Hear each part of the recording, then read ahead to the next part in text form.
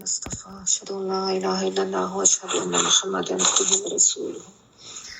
اللهم صل على محمد وعلى آل محمد كما صليت على إبراهيم وعلى آل إبراهيم إنك حميد مجيد اللهم بارك على محمد وعلى آل محمد كما باركت على إبراهيم وعلى آل إبراهيم إنك حميد مجيد أما بعد فأعوذ بالله من الشيطان الرجيم من همزه ونفخه ونفسه بسم الله الرحمن الرحيم جی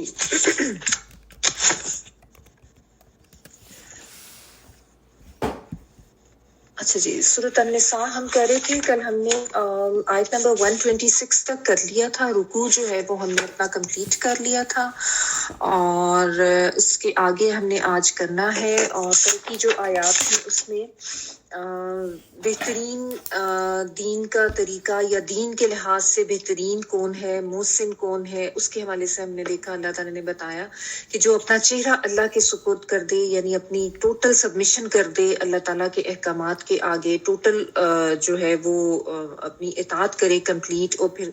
وہ محسن ہو یعنی احسان کرنے والا ہو, اور وہ پیروی کرے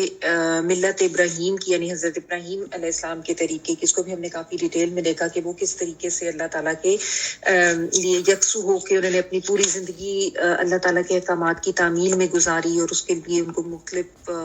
قربانیوں سے بھی وہ گزرے. لیکن اللہ تعالیٰ نے ان کو آزمایا, لیکن وہ ہر آزمائش پہ پورے اترے, اور پھر وہ اللہ تعالیٰ نے ان کو اپنا خلیل, اپنا دوست بنا لیا. ٹھیک ہے, اور اس کے حوالے سے پھر ہم نے اپنے لحاظ سے بھی انالیسس کرنی ہے کہ ہم اپنے دین کو کس لیول پر دیکھتے ہیں, کیا ہمارا رویہ ہے یا کیا ہمارا طریقہ ہے دین کے حوالے سے. اور پھر اللہ تعالیٰ نے اپنا قبضہ, قدرت اور اپنا اختیار بتایا کہ اللہ ہی کے لیے ہے جو کچھ آسمانوں میں ہے اور جو کچھ زمین میں ہے. یہ چیز نا بار بار ابھی آگے بھی ریپیٹ ہوگی یہ بات جو ہے کہ اللہ تعالیٰ اپنا قبضہ, قدرت, اپنا احاطہ, اپنا محیط ہونا بیان کرتے ہیں کہ اللہ تعالیٰ سب کو گھیرنے والے ہیں, تاکہ انسان اللہ تعالیٰ کی قبضہ قدرت کو تصور کرے اور اس کو معلوم ہوگا کہ وہ ایسا دائرہ جس سے نکلنا بالکل ناممکن ہے. تو پھر اس سے انسان میں اللہ کا صحیح ڈر اور خوف اور اللہ کی پکڑ کا احساس پیدا ہوتا ہے, اور پھر انسان جو ہے نا وہ سیدھا ہو کے باقی سب کام جو ہے وہ صحیح طریقے سے کرتا ہے. ٹھیک ہے, تو یہاں پہ یہ رکوع کمپلیٹ ہوا, اور اس کے بعد اب آپ دیکھیں جو آگے جو رکوع سٹارٹ ہو رہا ہے آیت نمبر 127 سے, یہاں پہ آپ کو بظاہر ایسے لگے گا جیسے ایک دم ٹاپک جو ہے وہ تبدیل ہو گیا ہے. ٹھیک ہے نا, کیونکہ یہاں پہ اب معاشرتی حقوق سے متعلق بات شروع ہو گئی ہے, لیکن یہ حقوق کا جو ٹاپک ہے یہ اس سورۃ النساء کا بہت اہم ٹاپک ہے. آپ اس کے بارے میں پڑھ چکے ہیں. آیت میں پہلے پڑھ لیتی ہوں, آیت نمبر 127. وَيَسْتَفْتُونَكَ فِي النِّسَاءِ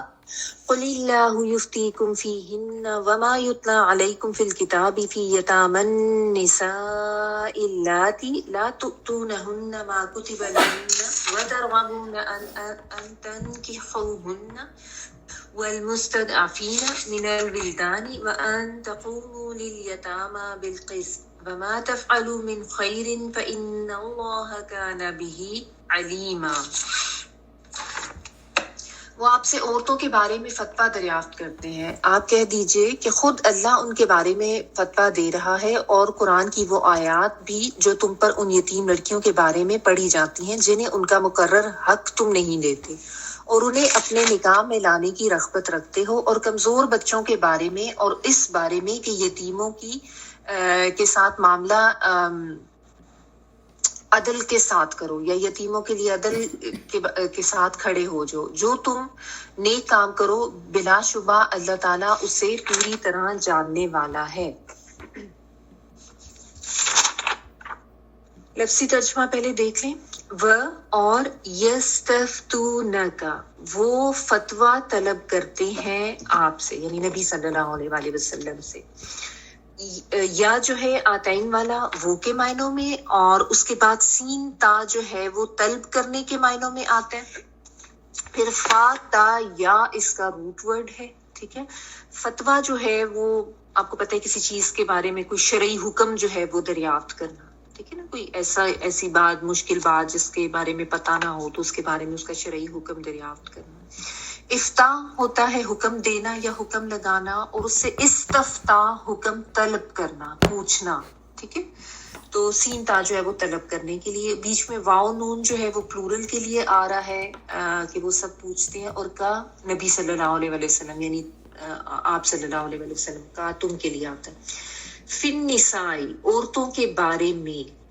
قل آپ کہہ دیجئے اللہ تعالیٰ یفتیکم وہ فتویٰ دیتا ہے تم کو.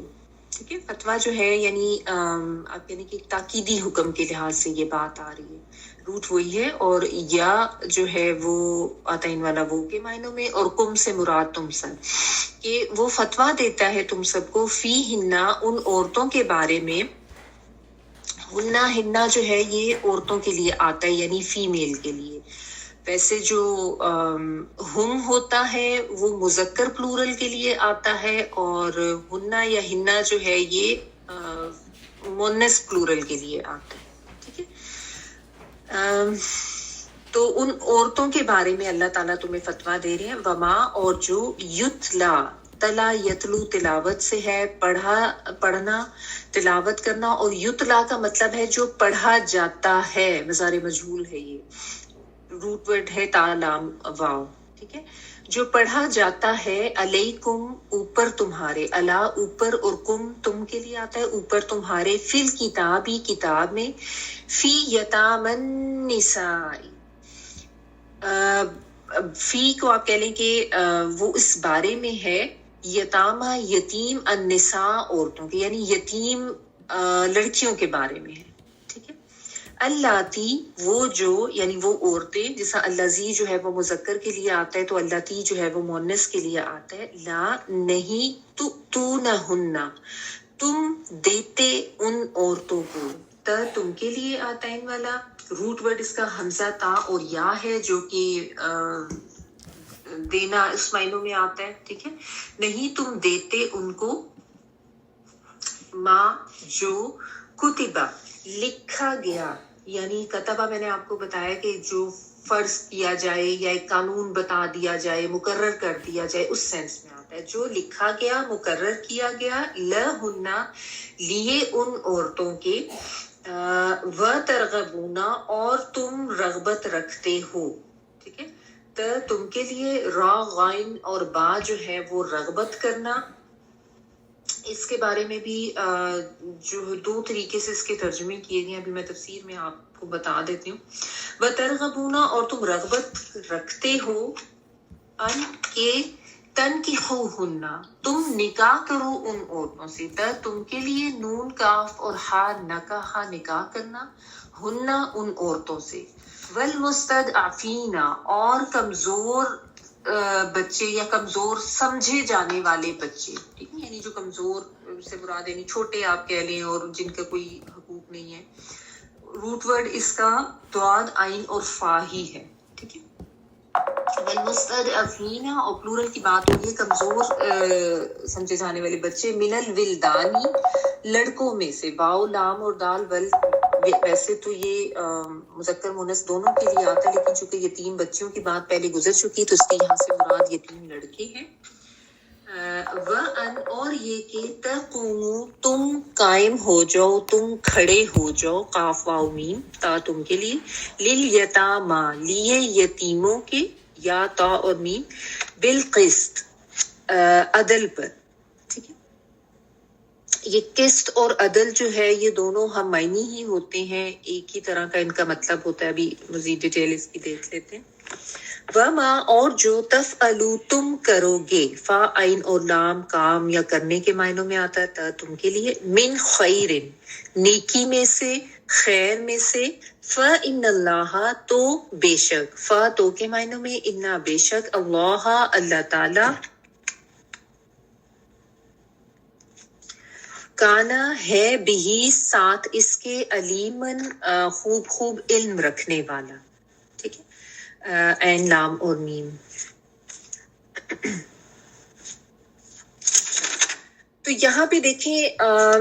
جیسا میں آپ کو بتا رہی تھی کہ پہلے جو بات آ رہی تھی وہ ایک تو یہ کہ جس طرح دونوں گروہوں کو خطاب کر کے بتایا جا رہا ہے کہ تمہاری خواہشات پر مبنی نہیں ہے جنت میں جانا، یہ طریقہ کار ہوگا، اس طریقے کے اعمال کرو گے تو قابل قبول ہوں گے، اور پھر اللہ کے لیے اپنا آپ سپرد کر دینا، محسن ہونا، یہ چیزیں بیان کی گئی۔ حضرت ابراہیم علیہ السلام کے طریقہ بتایا گیا۔ اس کے بعد پھر اللہ تعالیٰ کے قبضہ قدرت کا بیان ہوا، اور اس کے بعد اب آپ دیکھیں ایک دم سے بظاہر ایسی لگ رہا ہے کہ ایک اور ٹاپک یہاں سے شروع ہو گیا، اگلا رکوع جو کمپلیٹ ہو رہا ہے۔ اصل میں اللہ تعالیٰ کی قدرت اور احاطے کا بیان کرنے کے بعد اب یہ احکامات اس لیے بھی بیچ میں لائے جا رہے ہیں کیونکہ جو حقوق کی ادائیگی ہے نا، وہ انسان اس وقت تک پوری طرح سے کر ہی نہیں سکتا جب تک کہ اللہ تعالیٰ کے قبضہ قدرت کا صحیح ادراک انسان کو نہ ہو، اور صحیح طریقے سے انسان یہ نہ جان لے کہ اس نے اللہ کے سامنے حاضر ہونا ہے اور اپنے ایک ایک عمل کا جواب دینا ہے نا۔ تو جب تک یہ کانسیپٹ کلیئر نہیں ہوتا تو تب تک انسان حقوق کی ادائیگی کر ہی نہیں سکتا صحیح طریقے سے، ٹھیک ہے نا۔ ظاہر ہے جب ڈنڈا ہوگا اوپر اور پکڑ کا احساس ہوگا، آنسریبل ہونے کا احساس ہوگا، تبھی تو انسان یہ کام صحیح طریقے سے کرے گا نا۔ اور ویسے بھی آپ کو پتہ ہے کہ یہ جو معاشرتی معاملات اور حقوق کی ادائیگی، یہ جو ٹاپک ہے یہ سورت کا اہم موضوع ہے، اور آپ نے شروع میں بھی سورت کے جو احکامات تھے آپ کو یاد ہوگا، اس میں ہم نے وراثت کے احکامات پڑھے کہ کس طریقے سے اللہ تعالیٰ نے حصے مقرر کیے، پھر مہر کی ادائیگی جس میں بہت وہ لوگ ظلم کرتے تھے، اور آپ کو پتہ ہے کہ عورتوں کے تو کوئی حقوق تھے ہی نہیں اس زمانے میں، تو اللہ تعالیٰ نے یہ صورت نازل کر کے اس میں جو عورتیں جو معاشرے کا ایک کمزور طبقہ تھیں، اور یتیم بچے بچیاں جن کے اوپر ظلم کیا جاتا تھا وہ بھی کمزور لوگ تھے، تو ان کے بارے میں بہت سے احکامات اللہ تعالیٰ نے جو ہے وہ نازل فرما دیے تھے، ٹھیک ہے نا۔ اور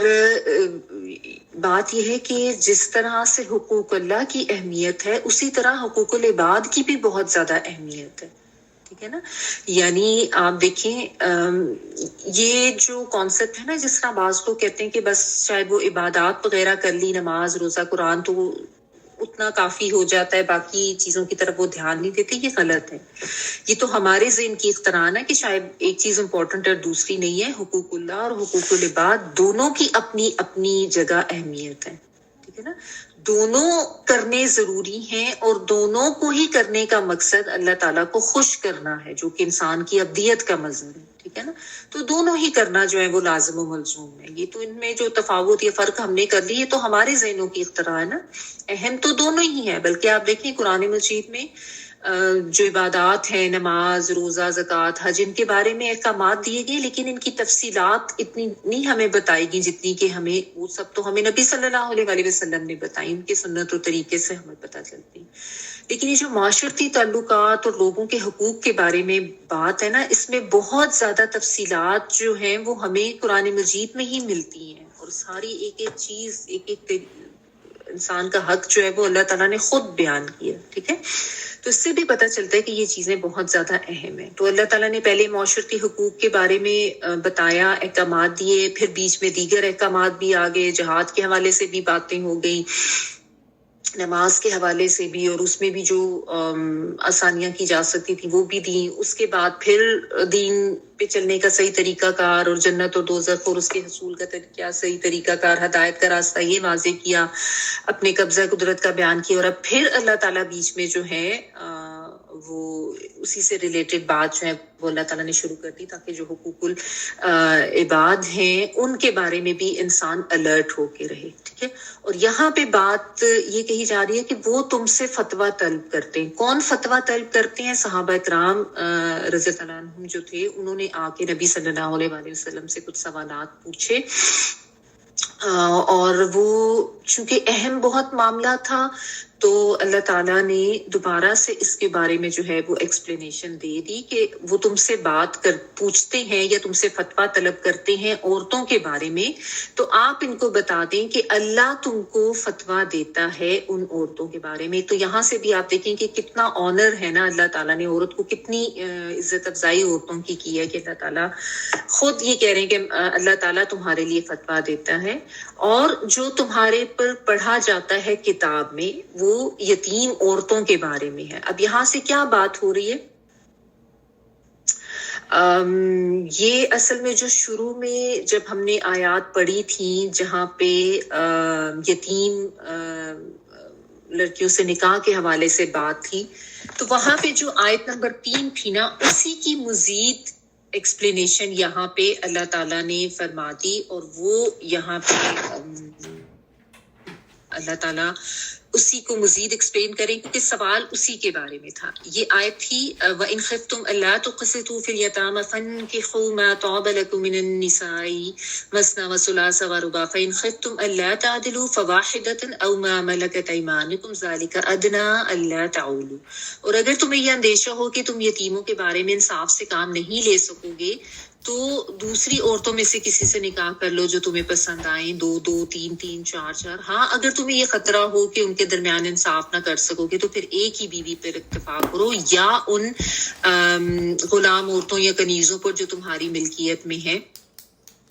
یہ اس لیے ہے کہ تاکہ تم ایک کی طرف جو ہے وہ زیادہ نہ جھک جاؤ۔ تو یہ جو ہے اللہ سبحانہ تعالیٰ نے اس وقت یہ احکامات دیے تھے، اور ہوا یہ تھا کہ صحابہ کرام کو آپ یہ کہہ لیں کہ تھوڑی سی مزید اس کے اوپر کچھ سوالات ان کے ذہن میں آئے، یا وہ کچھ مزید ایکسپلینیشن چاہ رہے تھے، اور کچھ سچویشن کوئی ایسی آ گئی ہوں گی کہ انہوں نے آ کے یہاں پہ جو ہے وہ دوبارہ سے سوال کیا۔ بعض علماء کا یہ بھی کہنا ہے کہ چونکہ بعض دفعہ ایسے بھی ہوتا تھا کہ کوئی آیات آتی تھیں اور پھر یا تو وہ حکم جو ہے تھوڑا سا تبدیل ہو کے آ جاتا تھا، یا منسوخ ہو جاتا تھا، یا اس طرح کا بھی کچھ ہوتا تھا، تو صحابہ کرام جو ہے انہوں نے دوبارہ سے آ کے یہی جو ہے پوچھا کہ وہ جو یہ 3 بچیاں جو ہیں ان کے بارے میں کیا حکم ہے۔ اور بعض کا یہ بھی کہنا ہے کہ کچھ جو ہیں ان کو یہ خیال گزرا کہ شاید یہ 3 بچیاں جو ان سے نہ ہی نکاح کیے جائیں تاکہ ان کے حقوق جو ہے وہ غصب نہ ہو جائے، وہ بہت زیادہ الرٹ ہو گئی۔ ٹھیک ہے، تو اللہ تعالیٰ نے جو ہے یہاں پہ اس چیز کو مزید واضح کر دیا۔ اب اس میں پھر یہ بھی سوال آ جاتا ہے کہ اگر صحابہ کرام نے پوچھا بھی تھا تو نبی صلی اللہ علیہ وآلہ وسلم خود ہی اس کو دوبارہ سے ایکسپلین کر دیتے، تو دوبارہ سے آیات وہی بھیج کے نازل کرنے کی کیا ضرورت تھی؟ تو دیکھیے، اس سے بھی یہ پتہ چلتا ہے کہ اللہ سبحانہ تعالیٰ کے نزدیک یہ معاملہ کتنا زیادہ اہم ہے۔ یتیم بچے اور یتیم بچیوں کے معاملے میں جو زیادتیاں کی جاتی تھیں وہ اتنا اہم تھا کہ اللہ تعالیٰ نے دوبارہ سے آیات نازل کی، اور پھر اس میں خود اپنی طرف نسبت کی کہ اللہ تمہیں فتویٰ دیتا ہے، اور وہ وہی بات ہے جو تم پہ پہلے کتاب میں پڑھا گیا، یعنی آیت نمبر 3 جو میں نے ابھی آپ کو پڑھ کے بتائی کہ وہ یتیم بچیوں کے بارے میں ہے، اور اس میں کیا تمہیں کہا جا رہا ہے، تمہیں ان کے بارے میں الرٹ کیا جا رہا ہے۔ یہ جو اللہ تعالیٰ اپنے ساتھ نسبت کر کے بات کر رہے ہیں، یہ بھی اسی لیے کر رہے ہیں کہ جب مرد پڑھیں تو الرٹ ہوں، ان کو تھوڑا ایک مطلب خوف بھی ہو اور احساس بھی ہو اپنی ذمہ داری کا کہ اگر وہ اس قسم کا کوئی کام کر رہے ہیں تو انہوں نے کتنا زیادہ الرٹ ہو کے یہ کام کرنا ہے، اور ان کے اوپر اس طریقے سے ظلم نہیں کرنا۔ تو اللہ تعالیٰ نے یہی بات آگے فرمائی کہ وہ ظلم کس طریقے سے کرتے تھے۔ لا تؤتونہن ما کتب لہن وترغبون ان تنکحوہن والمستضعفین من الولدان، کہ سب سے پہلے تو جو یتیم بچیاں ہوتی تھیں ان کے بارے میں سمجھ لیں۔ دوبارہ سے بتا دیتی ہوں، پہلے بھی ہم نے پڑھا تھا جب ہم نے یہ آیات کی تھی شروع میں، کہ عرب میں جو ہے نا جو ظلم کیا جاتا تھا نا یتیم بچیوں کے ساتھ، مختلف طریقے سے ظلم کرتے تھے کہ فرض کریں اگر کسی کا باپ جو ہے وہ فوت ہو گیا ہے، اب وہ یتیم بچیاں ہیں، کوئی بھی ان کا جو ہے وہ ولی بن گیا، فرض کریں کوئی چچا کا بیٹا، تایا کا بیٹا، وہ ان کا ولی بن گیا ہے، یا چچا تایا بھی بن گئے ہیں، اور آگے سے وہ کرتے کیا تھے کہ فرض کریں جس طرح یا تو اگر چچا تایا نہیں ہے اور ان کی کوئی اولاد ہے، بیٹا ہے، تو وہ خود بھی یہ کر لیتا تھا، یا اگر وہ ہوتے تھے وہ ولی بنتے تھے چچا یا تایا تو اپنے بیٹے سے شادی کرا دیتے تھے۔ اور اس میں یہ ہوتا تھا کہ اگر تو لڑکی جو ہے وہ اچھی شکل و صورت کی ہوتی، خوبصورت ہوتی، تو اس سے ان کو رغبت ہوتی نکاح کرنے کی، ٹھیک ہے، اور ساتھ ایک رغبت یہ بھی ہوتی کہ اس کا سارا مال جو ہے نا وہ ہمارے پاس آ جائے گا اور ادھر ادھر نہیں جائے گا، جو بھی اس کو ورثے میں ملے گا۔ تو بیسیکلی چونکہ مال و دولت کا لالچ اور حرص بہت ہوتا تھا نا، تو اس میں وہ یہ کرتے تھے، اگر خوبصورت ہوتی تو اس سے نکاح کر لیتے، رغبت رکھتے تھے اس سے نکاح کرنے کی، لیکن ظلم کیا کرتے تھے کہ اس کا جو حصہ جو اللہ سبحانہ تعالیٰ کی طرف سے لکھا گیا، یہ جو ہے نا ما کتب لہن، جو لکھا گیا، جو فرض کیا گیا، جو قانون بنایا گیا تھا ان عورتوں کے لیے، اس کو وہ ادا نہیں کرتے۔ لا تؤتونہن، کہ تم ادا نہیں کرتے ہو ان کا، یعنی ان کا جو حق مہر، جو کہ حق مہر جو ہے، میں نے آپ کو، ہم نے شروع میں کافی اس کی تفصیل دیکھی تھی کہ اللہ تعالیٰ نے یہ فرض کیا ہے کہ جب نکاح ہوگا تو عورتوں کے لیے حق مہر جو ہے وہ مقرر کیا جائے اور وہ اس کی ادائیگی بھی کی جائے۔ تو یہ کرتے تھے کہ خود ہی نکاح کر لیا، جیسے فرض کریں وہ چچا تایا کا جو بیٹا، اس نے نکاح تو کر لیا، رغبت تھی، شکل اچھی تھی، لیکن ظلم کیا کیا کہ اس کا حق مہر اس کو نہیں دیتے تھے۔ اب ظاہر ہے اس کا کوئی ولی شلی تو پیچھے ہے نہیں جو اس کے لیے کھڑا ہو، سٹینڈ لے، یا اس کا حق مہر جو ہے اس کو دلانے کی کوشش کرے، تو یہ بھی ان کے اوپر ظلم ہوتا تھا۔ اور پھر ایک یہ بھی جو ما کتب لہن ہے نا، اس میں مراد حق مہر کے ساتھ ساتھ جو ان کا جو وراثت کا حصہ تھا نا، وہ بھی اس میں آ جاتا ہے، کیونکہ اللہ تعالیٰ نے تو سب کے حصے مقرر کر دیے، جو ہم نے سورت کے شروع میں پڑھ لیے، وہ بھی اللہ تعالیٰ نے مقرر کر دیے تھے، وہ بھی نہیں دیتے تھے۔ ٹھیک ہے، آپ کو پتا ہے اس وقت عورتوں کی تو کوئی اہمیت، کوئی حیثیت تھی ہی نہیں نا، ان کو تو بالکل وہ ایک کموڈٹی سمجھتے تھے، اور ان کو انسان تو سمجھا ہی نہیں جاتا تھا، اور ان کے کوئی حقوق نہیں تھے۔ جس کا جو دل کرتا عورت کے ساتھ زیادتی کرتا، جتنی چاہتا شادیاں کر لیتا، اور طلاق بھی نہیں دیتے تھے، یا بار بار طلاق دیتے، بار بار نکاح کر لیتے تھے۔ تو اسی لیے پھر اللہ تعالیٰ نے نکاح کی بھی ایک حدود مقرر کی تھی کہ بس 4 سے زیادہ نہیں کر سکتے، اور اس میں پھر طلاق کے حوالے سے بھی بہت زیادہ احکامات دے دیے، اور حق مہر کے حوالے سے بھی بہت زیادہ حقوق عورتوں کے بتائے۔ تو یہی بات یہاں پہ اللہ تعالیٰ فرما رہے ہیں کہ تم ان کو نہیں دیتے جو ان کے لیے لکھا گیا، اور تم ان سے نکاح کی رغبت کرتے ہو۔ رغبت تمہیں صرف اس لیے ہے کہ ان کا مال و دولت تمہارے ہاتھ آ جائے، نہ تم ان کا حق مہر دیتے ہو، نہ تم ان کا جو وراثت کا حصہ بنتا ہے جس کی وہ جائز حقدار ہے، وہ بھی تم ان کو نہیں دیتے۔ اس کے علاوہ ایک ظلم وہ یہ بھی کرتے تھے کہ اگر کوئی اچھی شکل و صورت کی نہیں ہوتی تھی نا، تو اس کو بھی، اس سے خود بھی نکاح نہیں کرتے تھے، ٹھیک ہے، اور اس کا کہیں اور بھی نکاح نہیں ہونے دیتے تھے، اور ان کو، کیونکہ اور اگر کہیں نکاح ہوتا تو ظاہر ہے جو اس کا اپنے ساتھ وہ اپنا مال شال لے جاتی، جو اس کے ساتھ آتا، وہ بھی ان کے لیے قابل قبول نہیں تھا کہ اگر یہ اس کا نکاح ہم کہیں اور کر دیتے ہیں تو پھر تو ہمارے ہاتھ سے سارا مال نکل جائے گا۔ تو یعنی کبھی نکاح کر کے ظلم کرتے تھے، اور کبھی نکاح نہ کر کے بھی ظلم کرتے تھے، ٹھیک ہے۔ بعض دفعہ یہ بھی ہوتا تھا کہ اچھی شکل و صورت کی نہیں ہے، پھر بھی مال کی وجہ سے نکاح کر لیا، لیکن اس کے ساتھ کوئی رغبت نہیں، کوئی تعلق نہیں، اس طریقے سے بھی رکھا ہوتا تھا۔ تو یعنی عورتوں پر نا ظلم کرنے کی جتنی ممکن صورتیں ہو سکتی تھی وہ ان لوگوں میں ہوتی تھی، اور وہ اس طریقے سے کرتے تھے۔ اس میں جو کچھ مفسرین ہیں، یہ جو وَتَرْغَبُونَ أَن تَنكِحُوهُنَّ والی جو بات ہے نا، انہوں نے اس کے 2 طرح سے ترجمے بھی کیے ہیں۔ وہ کہتے ہیں یہ ترغبون میں مثبت اس میں بھی آتا ہے کہ تم ان سے نکاح کرنے کی رغبت رکھتے ہو، جیسے میں نے آپ کو بتایا، اور دوسرا وہ کہتے ہیں کہ اس سے ترجمہ یہ بھی بنتا ہے کہ تم نہیں نکاح کرنے کی رغبت رکھتے ان سے، یعنی تمہیں نہیں ان کی شکل و صورت پسند۔ اور اس میں وہ یہ کہتے ہیں کہ ترغبون ان جو ہے یہاں پہ وہ محذوف ہے، عین نون ان، ایک تو یہ حمزہ الف نون ان ہے نا جو یہاں پہ لکھا ہوا ہے، وہ کہتے ہیں ان دونوں کے بیچ میں ان کا ورڈ ہے جو کہ محذوف ہے، یعنی حذف ہوا ہے، یہاں پہ نہیں ہے، لیکن رغب ان جب ہوتا ہے نا، عین نون ان، تو اس کا مطلب ہوتا ہے بے رغبتی کرنا، بیزار ہونا، ٹھیک ہے۔ اور رغبہ کے بعد آگے الا آ جائے یا فی آ جائے تو اس کا مطلب ہوتا ہے مائل ہونا، لیکن یہاں پہ نہ الہ ہے، نہ فی ہے، نہ ان ہے، تو اس لیے وہ کہتے ہیں کہ دونوں ترجمے یہاں پہ کیے جا سکتے ہیں، اور اسی وجہ سے وہ یہ کہتے ہیں کیونکہ وہ ظاہر ہے دونوں صورتیں ان میں موجود تو تھی معاشرے کی، جو میں نے آپ کو بتائی کہ وہ نکاح کر کے بھی اور نہ کر کے بھی دونوں طرح سے بھی ظلم کرتے تھے وہ۔ تو یہ بہرحال اس طریقے سے بھی اس کو ایکسپلین کیا گیا، لیکن بہرحال مطلب وہی بنتا ہے کہ اللہ تعالیٰ نے بیسیکلی تو ان یتیم بچوں کے حقوق کا تحفظ کیا یہاں پہ، ٹھیک ہے نا، کہ ان کے بھی حقوق ہے۔ اگر کسی کا کوئی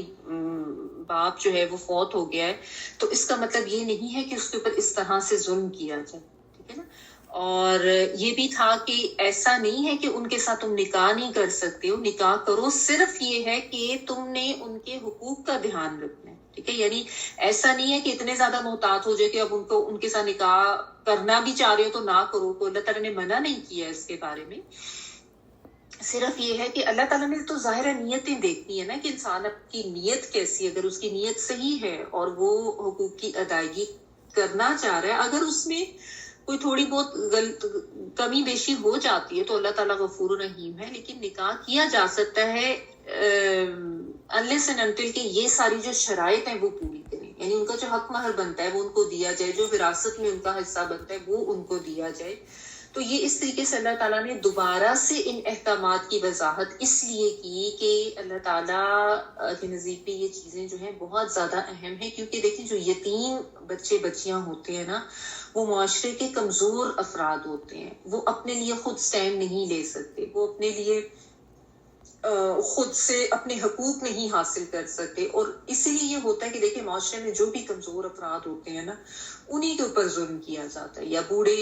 لوگ ہوں گے, بوڑھے والدین ہوں گے, یا ویسے عورتیں ہیں, یا چھوٹے بچے ہیں, یا ویسے یتیم بچے ہیں. ان کا تو ویسے ہی چونکہ ولی وارث کوئی نہیں ہوتا تو اس کے اوپر ہر طرح کا ظلم آج بھی تو ہمارے معاشرے میں ایسے ہی ہوتا ہے نا. آج بھی کدھر یتیموں کے حقوق کا خیال رکھا جاتا ہے یا دھیان رکھا جاتا ہے. اور عورتوں کے لحاظ سے بھی آپ دیکھیں آج بھی اکثر یہ ہوتا ہے کہ حق مہر لکھا اور اس کو معاف کرا لیا کہ جی وہ معاف کرا لیں گے, خیر ابھی اتنا لکھ لو بعد میں معاف کرا لیں گے. کیسے آپ معاف کرا سکتے ہیں؟ تو اللہ سبحانہ تعالیٰ کی طرف سے لکھا گیا ہے نا. اور اگر کوئی عورت, ہاں اگر خود عورت اپنا حق چھوڑ دیتی ہے تو وہ ٹھیک ہے, اس کی اجازت ہے. لیکن اگر کوئی چاہ رہی ہے یا مانگ رہی ہے تو یہ اس کا شرعی حق ہے جو اللہ تعالیٰ نے اس کو دی ہے. تو آج ہمارے ہاں دیکھیں عورتوں کا مہر جو ہے وہ بھی معاف کرا دیا جاتا ہے. اور اس کے علاوہ وراثت میں جو حصہ وہ صرف اسی زمانے میں نہیں تھا, آج بھی آپ دیکھیں بہت سے لوگوں کا یہ کانسیپٹ ہے کہ بس بچیاں جو ان کو شادی کے بعد, وہ شادی کے وقت ان کو جہیز دے دیا تھا تو ان کا بس حصہ ہو گیا, اور باقی تو جو چیز جتنا بھی مال ہے وہ بیٹوں کا ہی ہے. یا جو لڑکے ہوتے ہیں بھائی, وہ خود ہی اس پہ قبضہ جما کے بیٹھ جاتے ہیں, اور بچیوں سے جو ہے یا بہنیں جو ان سے وہ حصہ جو اپنے حق میں لکھوا لیتے ہیں. تو یہ کوئی مطلب یہ تو بہت غیر شرعی کام ہے اور گناہ کا کام ہے. تو آج بھی ہمارے معاشرے میں یہ ظلم ہوتا ہے. تو اس لیے یہ جو تاکیدی حکم ہے نا, یعنی فتویٰ دینا, اور پھر یہ کہ اللہ تعالیٰ تمہیں فتویٰ دیتا ہے جو پہلے بھی تمہارے اوپر کتاب پہ پڑھا گیا, دوبارہ اللہ سبحانہ تعالیٰ نے اس کے بارے میں آیات نازل کی. اس سے یہ پتہ چلتا ہے کہ یہ احکامات بہت زیادہ اہم ہیں. کیوں؟ کیونکہ یہ چیز obvious ہے کہ یہ وہ معاشرے کا طبقہ ہے, یہ وہ افراد ہے جن کے حقوق کی پامالی یا ان کی حق تلفی جو ہے وہ بڑے آرام سے ہر کوئی کرتا ہے. اور اس زمانے میں بھی ہوتا تھا اور ہر زمانے میں یہ ہوتا رہا, جو کوئی آج بھی اس کی شکل نظر آتی ہے. تو اللہ تعالیٰ نے یہ چیز کرنے سے منع کر دیا. باقی ٹھیک ہے اگر یہ 3 بچیاں ہیں اور ان سے نکاح کرنا ہے تو ضرور کرو, لیکن ان کے یہ حقوق تلفی نہیں ہوگی. ٹھیک ہے. اور اس کے علاوہ عورتوں کی بات آئی یتیم بچیوں کی, تو اس میں ساتھ اللہ تعالیٰ نے جو یتیم لڑکے تھے ان کے بھی حقوق کا ساتھ ہی تعین کر دیا. ان کا بھی حقوق جو ہے اللہ تعالیٰ نے ان کے بارے میں بھی الرٹ کر دیا, وارن کر دیا. والمستضعفین من الولدان, کہ جو چھوٹے کمزور یتیم لڑکے ہیں. میں نے آپ کو بتایا کہ ولدان جو ہے یہاں پہ لڑکے کے معنوں میں ہے, ویسے تو مذکر مؤنث دونوں کے لیے ہوتا ہے, کیونکہ یتیم لڑکے جو تھے ان کے ساتھ بھی یہ معاملہ کیا جاتا تھا. چھوٹے ہوتے تھے, کمزور ہوتے تھے, تو جو بھی ان کا ولی بنتا تھا وہ سارا مال جو ہے وہ اپنے نام کرا لیتا تھا. ان بچوں کو کوئی حصہ نہیں ملتا تھا, نہ ان کے چھوٹے ہوتے ہوئے نہ ان کے بڑے ہونے پہ. تو اس پہ یہ بھی ایک بہت زیادہ زیادتی تھی. اور آپ کو پتہ ہے ہمارے دین میں تو جو معاشرتی حقوق ہیں ان کی بہت اہمیت ہے. ہر انسان کے حقوق کا تحفظ کیا گیا, اور اللہ تعالیٰ نے جب وراثت کے احکامات دیے تو آپ نے اس میں بہت ڈیٹیل میں پڑھا تھا کہ ہر ایک کا حصہ اللہ تعالیٰ نے بتا دیا کہ کس طریقے سے وراثت کی تقسیم ہوگی. ٹھیک ہے نا. اور اس زمانے میں یہی ہوتا تھا کہ یا تو محروم کر دیتے تھے بالکل, کوئی بھی اس کا مال جو ہے وہ خود غصب کر لیتا تھا. تو یا یہ بھی ہوتا تھا کہ اگر جو بڑا بیٹا ہوتا تھا نا اس کو مال دے دیا جاتا تھا, اور جو چھوٹے بہن بھائی ہوتے تھے ان کو مال نہیں دیا جاتا تھا. بس انہوں نے اپنے اپنے ایک طریقے نکالے ہوئے تھے. تو یہ ساری جو ہے نا یہ بھی ظلم کی مختلف شکلیں تھیں. تو اللہ سبحانہ تعالیٰ نے ان ساری ظلم کی جو شکلیں تھیں ان کو روکا, ان سے منع فرمایا, اور یہ کہا کہ جو کمزور لڑکے ہیں ان کو بھی ان کا جائز حق دو جو ان کے لیے لکھا گیا ہے. یہ جو ہے نا ماں کتبہ لہن، یہ ماں کتبہ کا ورڈ آگے بھی آئے گا کہ جو ان بچوں کے لیے لکھا گیا وہ ان کو بھی دو. تو یہ یعنی جو تم ظلم کرتے ہو یہ غلط ہے. یہ جو ان کا جائز حق بنتا ہے، جو ان کے لیے عدل کے تحت جو وراثت ان کی بنتی ہے وہ ان کو تم نے دینی ہے، اور تم قائم ہو جو یتیموں کے لیے عدل و انصاف پر. ٹھیک ہے، یعنی اللہ سبحانہ تعالیٰ یہاں پہ سب کو یہ حکم دے رہے ہیں کہ کھڑے ہو ان کے لیے تم نے سٹینڈ لینا ہے اور ان کو ان کا جائز حق دینا ہے. اس سے یہ بھی پتہ چلتا ہے کہ ہر انسان کو اپنی جگہ پہ یہ الرٹ ہو کے رہنے کی ضرورت ہے، اور یہ دیکھنے کی ضرورت ہے کہ میرے ارد گرد یا ہمارے معاشرے میں جو یتیم بچے ہیں ان کا خیال رکھا جا رہا ہے کہ نہیں رکھا جا رہا ہے. دیکھیں بعض دفعہ ایسے ہوتا ہے کہ آپ کے ارد گرد آپ کے رشتہ داروں میں کوئی یتیم بچے بچیاں ہوتے ہیں اور ان کے اوپر زیادتی ہو رہی ہوتی ہے. لیکن جب کوئی کسی کا ولی بن گیا، اب یتیم بچے بچیوں کا معاملہ ایسا ہے کہ گھر گھر کے اندر ہی وہ بات ہے، کسی کو پتا بھی نہ چلے کہ ان کے ساتھ کیا زیادتی ہو رہی ہے. کسی نے اپنی سرپرستی میں لے لیا، اب وہ ان کے ساتھ جیسا مرضی سلوک کرے. ٹھیک ہے، نہ گورنمنٹ کو پتا ہے نہ ارد گرد کے لوگوں کو پتا ہے. تو اسی لیے ان کے بارے میں احکامات دیے جاتے ہیں، اور پھر ساتھ اللہ تعالیٰ اپنے علیم ہونے کا بیان کرتے ہیں، اپنا تقویٰ اختیار کرنے کا بیان کرتے ہیں، کیونکہ یہی چیزیں جو انسان کو ان کے پھرتی ہیں نا، ورنہ تو جو مرضی ان کے ساتھ کرتے رہیں. ٹھیک ہے، تو اللہ تعالیٰ سب کو یہ کہہ رہے ہیں کہ تم یتیموں کے حقوق کے لیے عدل و انصاف قائم کرو، ان کے لیے کھڑے ہو. تو ہمارے پہ بھی یہ ہے کہ ہم اس چیز کا دھیان رکھیں، اور اگر ہمیں یہ لگے ارد گرد کے کہیں پہ یتیم بچوں کے ساتھ کوئی ناروا سلوک رکھ رہا ہے یا ان کا حقوق ان کو نہیں دیے جا رہے، تو ان کے لیے جو ایفرٹ کی جانی چاہیے کہ کر سکتے ہیں وہ کریں. اور ویسے بھی دیکھیں اپنے ارد گرد، اپنے نیبرز میں، اپنے ملازمین میں یا اپنے جاننے والوں میں سب دھیان رکھیں کہ اگر کوئی ایسے کمزور بچے جن کو کوئی ضرورت ہے، تو ان کے لیے اگر ان کے ولی جو ان پہ ظلم کر رہے ہیں ان کے لیے کوئی کھڑے ہونے والا نہیں ہے، تو ان کے لیے کھڑے ہوں، ان کے لیے سٹینڈ لیں، اور ان کے جو جائز حقوق ہیں وہ ان کو دیے جائیں. اور ویسے بھی کوشش کریں کہ جس طرح جو آرفن ہاؤس وغیرہ، یتیم خانے وغیرہ، وہاں پہ جو جس طریقے سے بھی آپ ہیلپ آؤٹ کر سکتے ہیں وہ ان کو کرنا چاہیے. اچھا، یہاں پہ قسط کا جو ورڈ ہے اس کو بھی تھوڑا سا دیکھ لیتے ہیں. میں نے آپ کو بتایا کہ یہ عدل اور قسط کا کہ دونوں الفاظ جو ہیں نا سینونیمز ہی ہیں، معنی الفاظ ہی ایک دوسرے کے لیے استعمال ہوتے ہیں. لیکن تھوڑا سا اردو کے لحاظ سے اس کو ذرا سمجھ لیتے ہیں، کیونکہ ہمارے اردو میں عدل و انصاف جو ہے یہ ایک ہی معنوں میں لیا جاتا ہے، اور ہم یہ سمجھتے ہیں کہ برابر برابر دے دینا جو ہے وہ عدل و انصاف ہو جاتا ہے. لیکن ایسا نہیں ہے. اصل میں ہمارے پاس اردو میں لفظ ہی یہی ہے انصاف کا. اور دیکھیں عربی میں جب آتی ہے نا ٹرمینالوجیز، تو تھوڑا تھوڑا ان میں فرق ہوتا ہے جن کو سمجھ لینا ضروری ہوتا ہے. عربی میں عدل اور انصاف جو ہے یہ دونوں ایک معنوں میں نہیں آتے. ٹھیک ہے، میں نے پہلے بھی اس کو تھوڑا سا سمجھایا تھا، دوبارہ سے ایکسپلین کر دیتی ہوں. دیکھیں انصاف کا ورڈ جو ہوتا ہے نا وہ نصف سے ہے. نصف کا مطلب ہوتا ہے ہاف، آدھا آدھا کرنا. ٹھیک ہے، یعنی فرض کریں کہ 1000 روپیز تھے اور آپ نے 2 بندوں میں اس کو تقسیم کرنا تھا. 500 ایک کو دے دیا، 500 دوسرے کو بھی دے دیا. یہ ہوتا ہے انصاف کرنا، نصف کر دینا، آدھا آدھا کر دینا. ٹھیک ہے، لیکن عدل کیا ہوتا ہے کہ آپ یہ دیکھیں گے، عدل کا مطلب ہوتا ہے حقدار کو اس کا حق دینا، کسی چیز کو اس کے صحیح مقام پر رکھنا، جو جس کا جتنا حق بنتا ہے وہ اس کو دیا جائے. یعنی فرض کریں آپ نے سپوز آپ نے کسی کام کے لیے، سپوز آپ کا گارڈن ہے گھر کا، آپ نے اس کے لیے کچھ 2 جو مالی ہیں وہ رکھے ہیں کام کرنے کے لیے. اب اس میں ایک بندہ جو آیا ہے اس نے آ کے 4-5 گھنٹے کام کیا، اور ایک جو ہے اس نے صرف 1 گھنٹے کام کیا. ٹھیک ہے، تو آپ نے جو ہے یہ سمجھیں کہ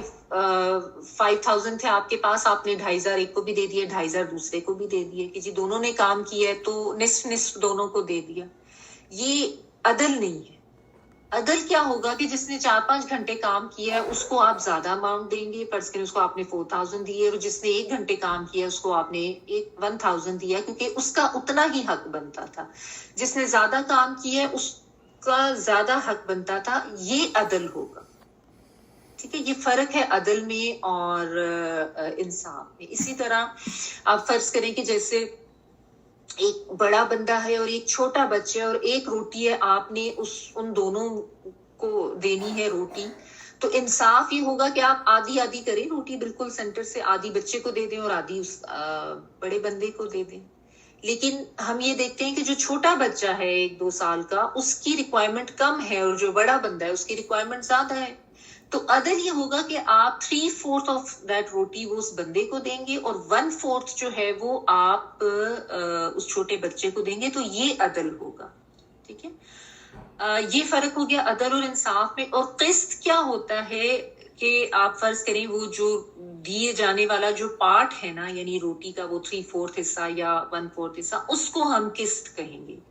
یعنی عدل کے نظام کے تحت جو حصہ کسی کو ملا وہ قسط کہلائے گا. ٹھیک ہے، اسی لیے میں نے آپ کو کہا کہ عدل اور قسط جو ہے وہ انٹرچینجبلی ایک دوسرے کے لیے یوز ہوتے ہیں. ہم معنی سینونیمز کے طور پر یوز ہوتے ہیں، کیونکہ بنیادی جو یعنی نظام ہے نا وہ عدل کا ہے، اور اس کے تحت جو کام کیا گیا اور جو وہ 4000 1000 یا یہ روٹی کے ٹکڑے ملے اس کو آپ قسط کہیں گے. یعنی وہ ایک ہی چیز ہوتی ہے کہ حقدار کو اس کا حق مل گیا. یہ میں نے لاسٹ ٹائم بھی عدل اور انصاف جو ہے نا وہ ایک تصویر سے آپ کو سمجھائے تھے، اس کو دوبارہ دیکھ لیتے ہیں. یہ دیکھیں کہ یہ 3 لوگ کھڑے ہیں اور اکراس دا وال وہ کوئی میچ دیکھ رہے ہیں. اب اس میں ایک چھوٹا بچہ ہے اور ایک تھوڑا بڑا ہے اور ایک ینگ آدمی ہے. یہ 3 سٹولز، تینوں کو ایک ایک سٹول دے دیا جائے. لیکن وہ انصاف کرنے سے آپ دیکھیں جو چھوٹا بچہ ہے اس کو تو کوئی فائدہ نہیں ہو رہا، وہ بیچارہ اس کو تو کچھ نظر ہی نہیں آ رہا. ٹھیک ہے نا، چھوٹے بچے کے ساتھ زیادتی ہوگی. تو یہ ہوگا انصاف کہ سب کو برابر برابر دے دیا. لیکن عدل کیا ہو آخری کہ جس کو ریکوائرمنٹ ہے، چھوٹے بچے کو 2 سٹولز کی ریکوائرمنٹ ہے، اس کو اس پہ کھڑا کر دیا، اور جو اس سے بڑا بچہ ہے اس کو ایک سٹول سے بھی اس کی ریکوائرمنٹ پوری ہو رہی ہے، اور جو بڑا بندہ ہے اس کے پاس نہ بھی ہو تو وہ کھڑے ہو کے اکراس دا وال دیکھ سکتا ہے. ٹھیک ہے نا، تو یہ فرق ہو جاتا ہے عدل اور انصاف. ٹھیک، تو اور اس میں جو یہ سٹولز نیچے پڑے ہیں آپ ان کو کہہ لیں کہ یہ وہ قسط ہے، یعنی عدل کے نظام کے تحت جو ان کو ملا ہے وہ یہ قسط ہے. ٹھیک ہے، سمجھانے کے لیے صرف ظاہر اس طریقے کی یہ ایگزامپل ہم دیکھ لیتے ہیں. تو بہرحال اور آپ دیکھیں گے کہ قرآن مجید میں نا جہاں پہ معاشرتی حقوق کی بات آتی ہے وہاں پہ انصاف کا ورڈ کبھی بھی نہیں ہے، یا عدل یا قسط. جیسے یہاں پہ ہے نا وَأَن تَقُومُوا لِلْيَتَامَى بِالْقِسْطِ، کہ قسط کے ذریعے یا عدل کے ذریعے کھڑے ہو جائے. اگرچہ آپ اس کا ترجمہ کرتے ہوئے یہی کریں گے کہ انصاف پر کھڑے ہو جائے، تو وہ اردو ترجمے کے لحاظ سے ٹھیک ہے، اس میں کوئی حرج نہیں ہے. اگر آپ جیسا مجھے کل والی کلاس میں ترجمہ پڑھ کے سناتے ہیں اور آپ انصاف کا ورڈ بول دیتے ہیں، دیٹس اوکے، کہ ہمارے اردو میں ظاہر ہے اس کی اس طریقے سے کوئی ایکسپلینیشن اس طریقے سے نہیں ہے، ڈفرینس نہیں ہے. لیکن عربی میں ہمیں یہ سمجھنا چاہیے، اور آپ کو پورے قرآن مجید میں معاشرتی حقوق کی ادائیگی میں انصاف کا ورڈ نہیں ملے گا، حالانکہ عربی کا ورڈ ہے. ویسے آپ نصف کا ورڈ پڑھتے ہیں، جیسے وہ ہے وَلَكُمْ نِصْفُ مَا تَرَكَ أَزْوَاجُكُمْ، جو جہاں پہ وراثت کے احکامات آئے تھے نا کہ تمہاری بیویاں جو چھوڑ کے جائیں اس میں آدھا تمہارا حصہ ہے. تو نصف کا ورڈ ویسے آتا ہے، لیکن معاشرتی حقوق کی ادائیگی میں انصاف کا ورڈ نہیں آتا، کیونکہ وہاں پہ اگر انصاف کیا جائے گا تو اس میں کسی ایک کے ساتھ زیادتی ہو جائے گی. اگر سب کو برابر برابر بانٹ کے دیا جائے گا، جیسا میں نے آپ کو بھی پکچر سے بتایا یا وہ ایگزامپلس کے ذریعے سمجھایا.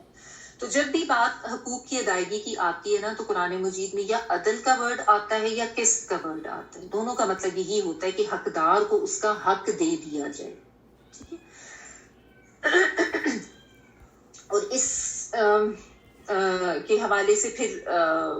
یہ جو بات کی جا رہی ہے نا کہ وَأَن تَقُومُوا لِلْيَتَامَى بِالْقِسْطِ، یعنی تم مسلسل اپنی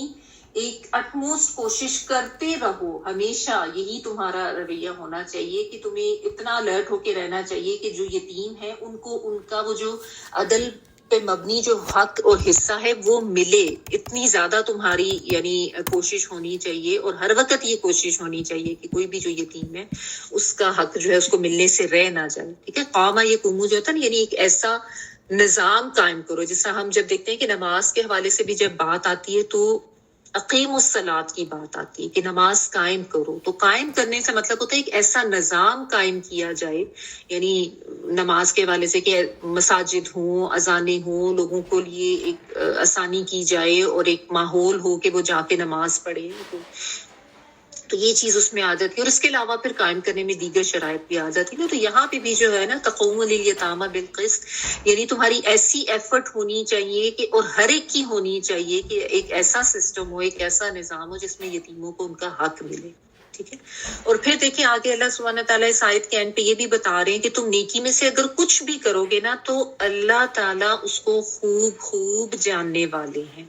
یعنی اللہ تعالیٰ نے اپنے علم کا احاطہ بھی بتا دیا۔ یہ بہت خوبصورت بڑا جامع جملہ ہے اور بہت اہم بات ہے کہ تم کوئی بھی نیکی کرو، خواہ عبادات کر رہے ہو، خواہ معاملات کر رہے ہو، لوگوں کے ساتھ ان کی حقوق کی ادائیگی کا معاملہ ہے، صدقات ہیں، جس طرح کے بھی تم کام کر رہے ہو، اللہ سبحانہ تعالیٰ سے کچھ بھی چھپا ہوا نہیں ہے، یعنی جو بھی انسان کوئی نیکی کر رہا ہے نا تو وہ اللہ کے علم میں ہے۔ یہ ایک تو نیک اعمال کی طرف رغبت کا انداز ہے اللہ تعالیٰ کی طرف سے تاکہ لوگ جو ہیں وہ نیک کاموں کی طرف جائیں، اور دوسرا انسان کو ریاکاری سے بھی بچنے کی ایک طرح کی تلقین ہے کہ تمہیں کر کے لوگوں کو دکھانے کی ضرورت نہیں ہے کہ کسی کو پتہ چلا یا نہیں چلا، ٹھیک ہے نا۔ اللہ تعالیٰ کو پتہ ہے، اللہ تعالیٰ کا علم اتنا وسیع، اللہ تعالیٰ کو بہت اچھی طرح سے پتہ ہے کہ کسی نے کوئی نیکی کسی کے ساتھ کیا یا نہیں کیا، اور دوسرا یہ بھی کہ اس میں ایک طرح سے لوگوں کی نیتوں کو بھی خالص کیا جا رہا ہے کہ اگر کوئی نیک کام تم نے کرنا ہے تو لوگوں کے لیے نہیں کرنا، ان کو خوش کرنے کے لیے نہیں کرنا، نہ ہی کسی کے اوپر روب جمانے کے لیے کرنا ہے، نہ ان کو اپنا مطیع کرنے کے لیے یا اس وجہ سے کرنا ہے کہ آج تم ان کے ساتھ یہ نیکی کرو، ان کو پیسے دو تو کل کو وہ تمہارے کام آئیں گے یا وہ تمہارے انڈر کنٹرول ہو کے رہیں گے۔ جس طرح بعض لوگ بعض ملازمین کو اس وجہ سے صدقہ خیرات زکوٰۃ یا پیسے دیتے ہیں کہ چلو یہ ہمارے انڈر کنٹرول رہیں یا یہ خوش ہو جائیں ہمارے سے، تو اگر تو آپ نے اس وجہ سے کسی کے کو پیسے دیے ہیں اپنے ملازمین کو یا کسی بھی کوئی بھی آپ کے کوئی سبارڈینیٹس ہیں یا کوئی ایسے کوئی جاننے والے کہ وہ خوش ہو جائے یا ان کے اوپر آپ کا روب پڑ جائے یا وہ آپ کے انڈر کنٹرول ہو جائے، تو یہ نیکی تو دنیا تک ہوئی نا، وہ اللہ تعالیٰ کے لیے تو ہوئی نہیں، اس میں تو نیت ہی صاف نہیں تھی نا۔ تو کل بھی ہم نے بڑی ڈیٹیل میں دیکھا تھا کہ اعمال وہ قابل قبول ہیں جس میں نیت میں اخلاص ہوگا کہ وہ خالص اللہ تعالیٰ کی خوشنودی کے لیے کیے گئے ہیں، آخرت میں اپنا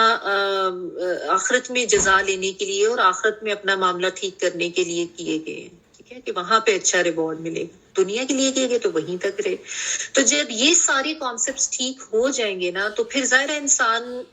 خالص نیت کے ساتھ ہی اعمال کرے گا۔ تو اس لیے اللہ تعالیٰ یہ فرما رہے ہیں کہ اللہ تعالیٰ کو خوب خوب علم ہے تم جو بھی کر رہے ہو، یہ مت سمجھو کہ کسی کو پتہ نہیں چلا تو شاید اللہ تعالیٰ کو بھی پتہ نہیں چلا تو تمہاری وہ نیکی ضائع چلی گئی۔ تو تمہیں اپنا نیک کام کر کے کسی کو دکھانے کی ضرورت نہیں ہے، تمہیں اپنا نیک کام کر کے کسی سے ریوارڈ لینے یا کسی کو خوش کرنے کی نیت رکھنے کی ضرورت نہیں ہے، اللہ کو خوش کرنے کی نیت ہونی چاہیے، اور اللہ کے ہاں تمہارا ایک ایک کام جو ہے وہ نوٹ ہو رہا ہے اور اس کا ریوارڈ جو ہے وہ تمہیں ملے گا، کچھ بھی ضائع نہیں جائے گا۔ اللہ تعالیٰ کے ہاں تو بہت قدردانی ہے انسان کے ہر نیک عمل کی، ٹھیک ہے۔ تو یہ جو آیات کے اینڈ پہ جو اللہ تعالیٰ اپنی صفات بتاتے ہیں نا وہ بہت اہم ہوتی ہیں، وہ جو اس آیت میں احکامات ہوتے ہیں اس سے ریلیٹڈ ان کو سمجھنے کے لیے، ٹھیک ہے۔ اور اس میں پھر آپ دیکھیں ایک چیز یہ بھی پتہ چلتی ہے کہ جو صحابہ کرام تھے ان کی سوچ، ان کی نیتیں، ان کا ذہن اور ان کی جو ایک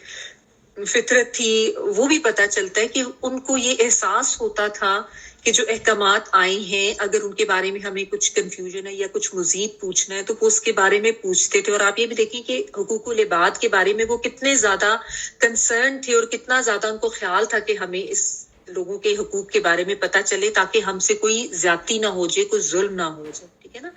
ہم تو عموماً اپنے ہی حقوق کے بارے میں پوچھتے رہتے ہیں نا کہ میرا اس میں کیا حق بنتا ہے، لیکن وہ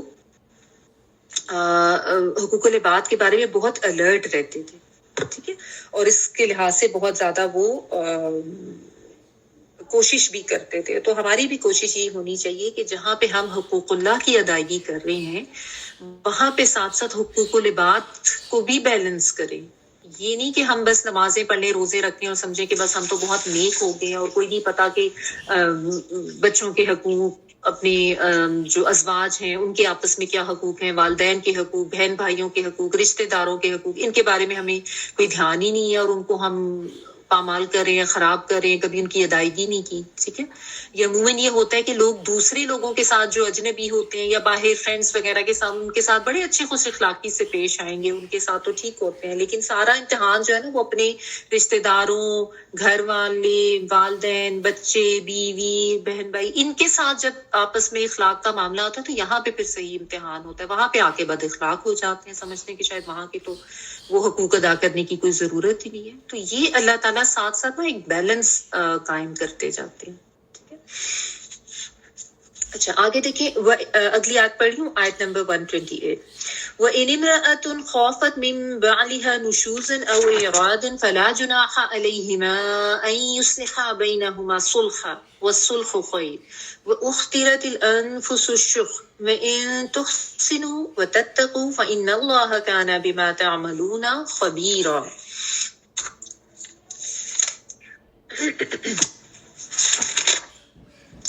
اور اگر کسی عورت کو اپنے شوہر کی طرف سے بدسلوکی اور بے پرواہی کا خوف ہو تو دونوں آپس میں کچھ صلح کر لیں، اور اس میں کسی پر کوئی گناہ نہیں. صلح بہت بہتر چیز ہے.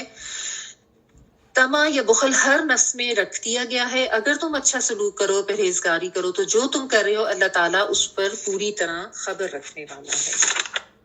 وَإِنْ اور اگر امرأتن جو ہے نا عورت کے لیے آتا ہے. ٹھیک ہے. پلورل میں النساء آتا ہے اور سنگل کے لیے امرأتن. خوفت یہ خوف سے ہے، خوف رکھتی ہو، خاف واو فا، اور اس میں تے جو ہے نا، تے عربی میں مونس کے لیے آتا ہے. ٹھیک ہے. تو امرأتن کی بات ہو رہی ہے عورت کی، تو خوفت.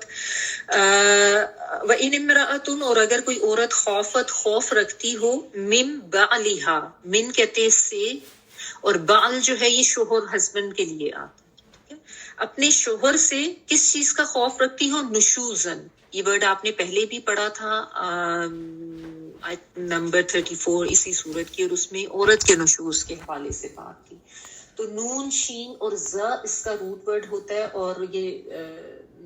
تو اس کا جو بیسیکلی مقصد ہوتا ہے نا، اوپر کو اٹھنا،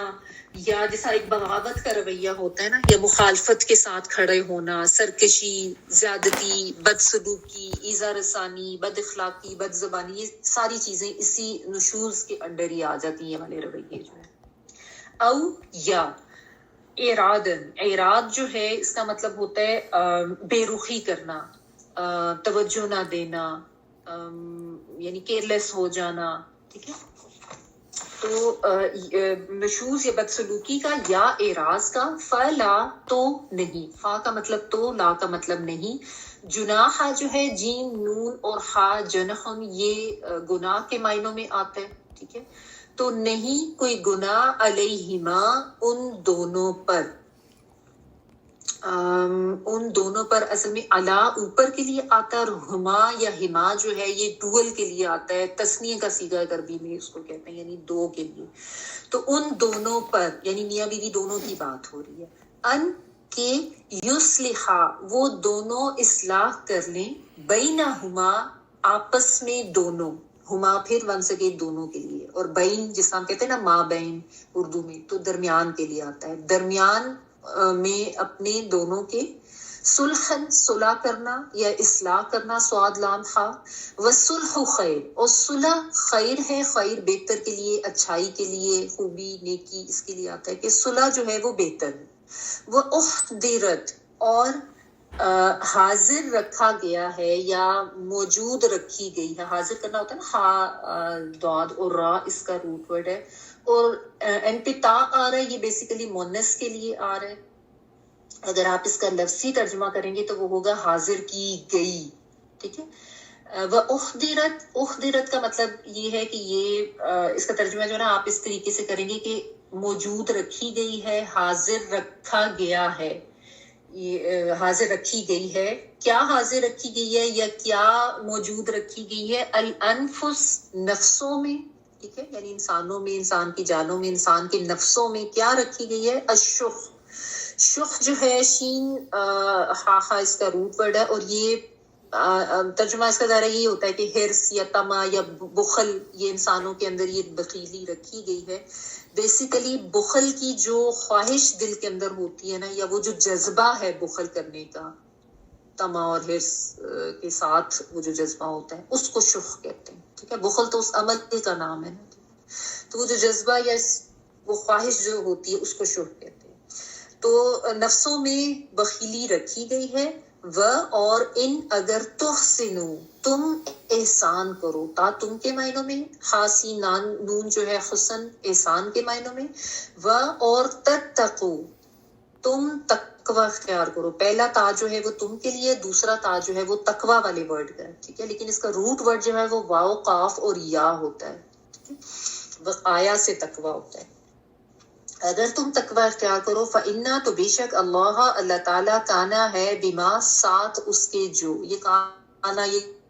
کونو ہے ہونا اس لیے آتا ہے، بی ساتھ ما جو، بیما ساتھ اس کے جو، تعملون تم عمل کرتے ہو. تم کے لیے عین میم لام اس کا روٹ ورڈ ہے. واو نون پلورل کے لیے آتا ہے، جمع کسی کے لیے. تم عمل کرتے ہو. خبیرن، خوب خبر رکھنے والا ہے. خابا را اس کا روٹ ورڈ ہے. اور خبیرن جو ہے یہ بیسیکلی فعیل کے وزن پہ ہے، اور اس کا مطلب ہوتا ہے بہت زیادہ یا شدت کے معنوں میں آتا ہے. جو فعالون یا فعیلون ان کے وزن پہ جو الفاظ آتے ہیں نا، ان میں بہت کا مفہوم ہوتا ہے، یعنی بہت، یعنی خوب خوب خبر رکھنے والا ہے، اچھی طرح سے خبر رکھنے والا ہے. اچھا، یہ یہاں پہ اب یہ بتایا جا رہا ہے کہ اگر کوئی عورت ہے، اس کو اپنے شوہر کی طرف سے اس قسم کے رویے کا سامنا ہے کہ شوہر اس کے ساتھ بدسلوکی کر رہا ہے، یا بد زبانی کر رہا ہے، یا اس کے ساتھ اچھا سلوک نہیں رکھ رہا، یا وہ اس سے بالکل ہی لاپرواہ ہوا ہے، اس کی طرف دھیان نہیں دے رہا، اس سے راز برت رہا ہے، تو ایسے معاملے میں کیا کرنا چاہیے؟ پہلے جو آپ نے آیت نمبر 34 میں پڑھا تھا، اس میں عورت کے نشوز کی بات تھی، کہ جس میں اگر عورت کی طرف سے جو ہے وہ بد زبانی یا ایک مخالفت کا رویہ ہے، اور بہت زیادہ بد اخلاقی کی جا رہی ہے، اور برا رویہ عورت کی طرف سے رکھا جا رہا ہے، تو وہاں پہ ہم نے احکامات پڑھے تھے. اور اس میں پھر ہم نے یہ بھی دیکھا تھا کہ اس میں عورت کا جو ہے وہ غلط راستے پر چلے جانا، یا کوئی غلط جو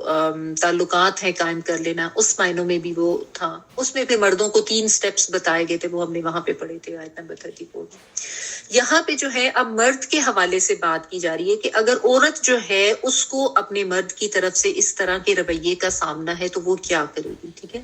چاہے یہاں پہ آپ بات جو ہے وہ متعدد ازواج کے حوالے والا کوئی کانسیپٹ یا کوئی سیناریو جو ہے وہ دیکھ لیں، یا ایک ہی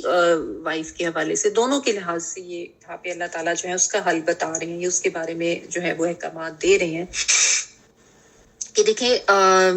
کئی دفعہ ایسے ہوتا ہے، مطلب یہ بھی آپ کو پتہ ہی ہے، ہمارے معاشرے میں بہت کامن سی چیز ہے کہ مردوں کی طرف سے مرد جو ہے اپنی حاکمیت کو یا اپنی قوامیت جو ہے اس کو غلط معنوں میں لیتے ہیں، اور وہ سمجھتے ہیں کہ شاید وہ حکمران بن گئے ہیں، اور عورت جو ہے اس کی کوئی رائٹس دینے کی ضرورت نہیں ہے، یا عورت جو ہے وہ اس کی کوئی حیثیت نہیں ہے. اس کے بارے میں بھی آپ نے پڑھا، اللہ تعالیٰ نے بار بار اس سورۃ النساء میں مردوں کو بہت زیادہ احکامات دیے ہیں، اور یہ پوری سورت جو ہے یہ عورتوں کے لیے بڑی ایک آنر دینے کے لیے اور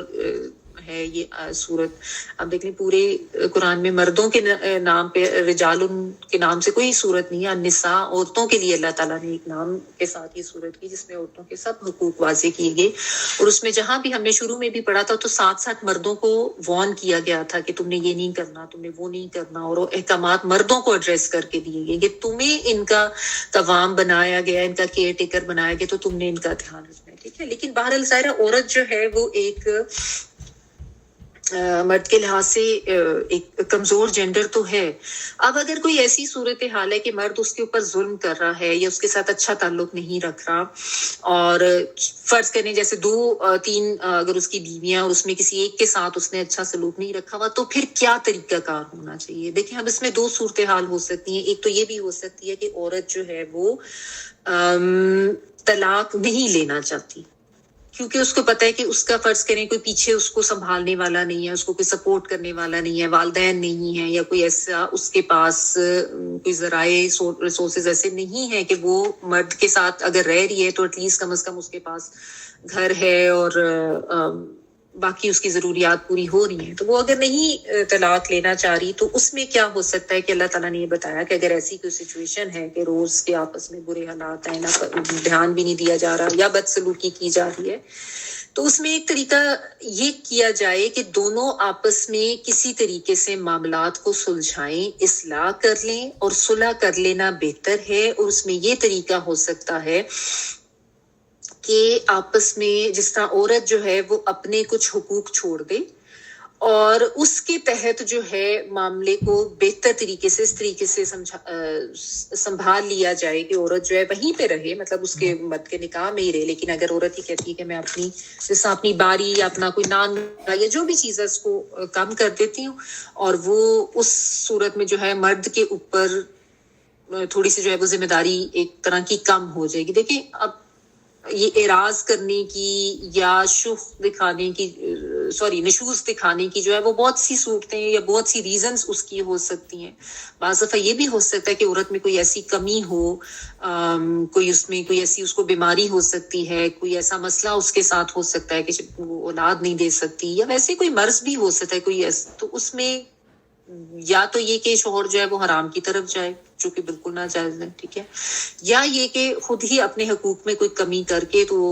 اس میں یہ کہا جائے کہ ٹھیک ہے میں مطلب ساتھ ہی رہنا چاہتی ہوں, اور اس میں یہ ہے کہ اگر وہ شوہر جو ہے وہ زیادہ ٹائم دوسری کے ساتھ گزار لیتا ہے اس میں, تو اس ایک تو اس طریقے کی کوئی ایڈجسٹمنٹ کی جا سکتی ہے, ٹھیک ہے. کیونکہ دیکھیں قصور دونوں کا ہی نہیں ہے. اگر ایسی کوئی سچویشن ہے کہ عورت جو ہے وہ مرد کے جائز حقوق بھی جو ہے وہ ادا نہیں کر پا رہی, لیکن یہ ہے کہ ساتھ یہ بھی اللہ تعالیٰ مطلب سمجھانا چاہ رہے ہیں کہ گھر نہ ٹوٹے, اور جو روز روز کی آپس میں لڑائی جھگڑے ہیں ان سے بھی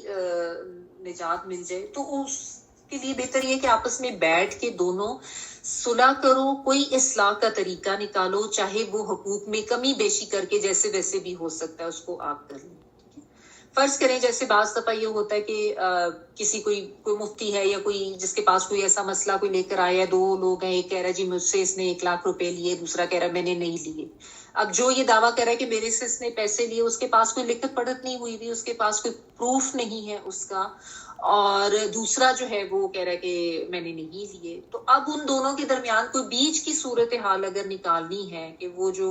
بیچ میں جو بھی ثالث ہے وہ اس کو دوسرے کو یہ سمجھائے کہ دیکھو اگر ٹھیک ہے کوئی پروف تو نہیں ہے, لیکن یا تو پھر تم کورٹ کچہری میں جاؤ گے یا وہ تمہیں لوگوں میں بدنام کرے گا, تو کوئی تھوڑے بہت پیسے دے دلا کے آپس میں معاملہ رفع دفع کر لو, اس کو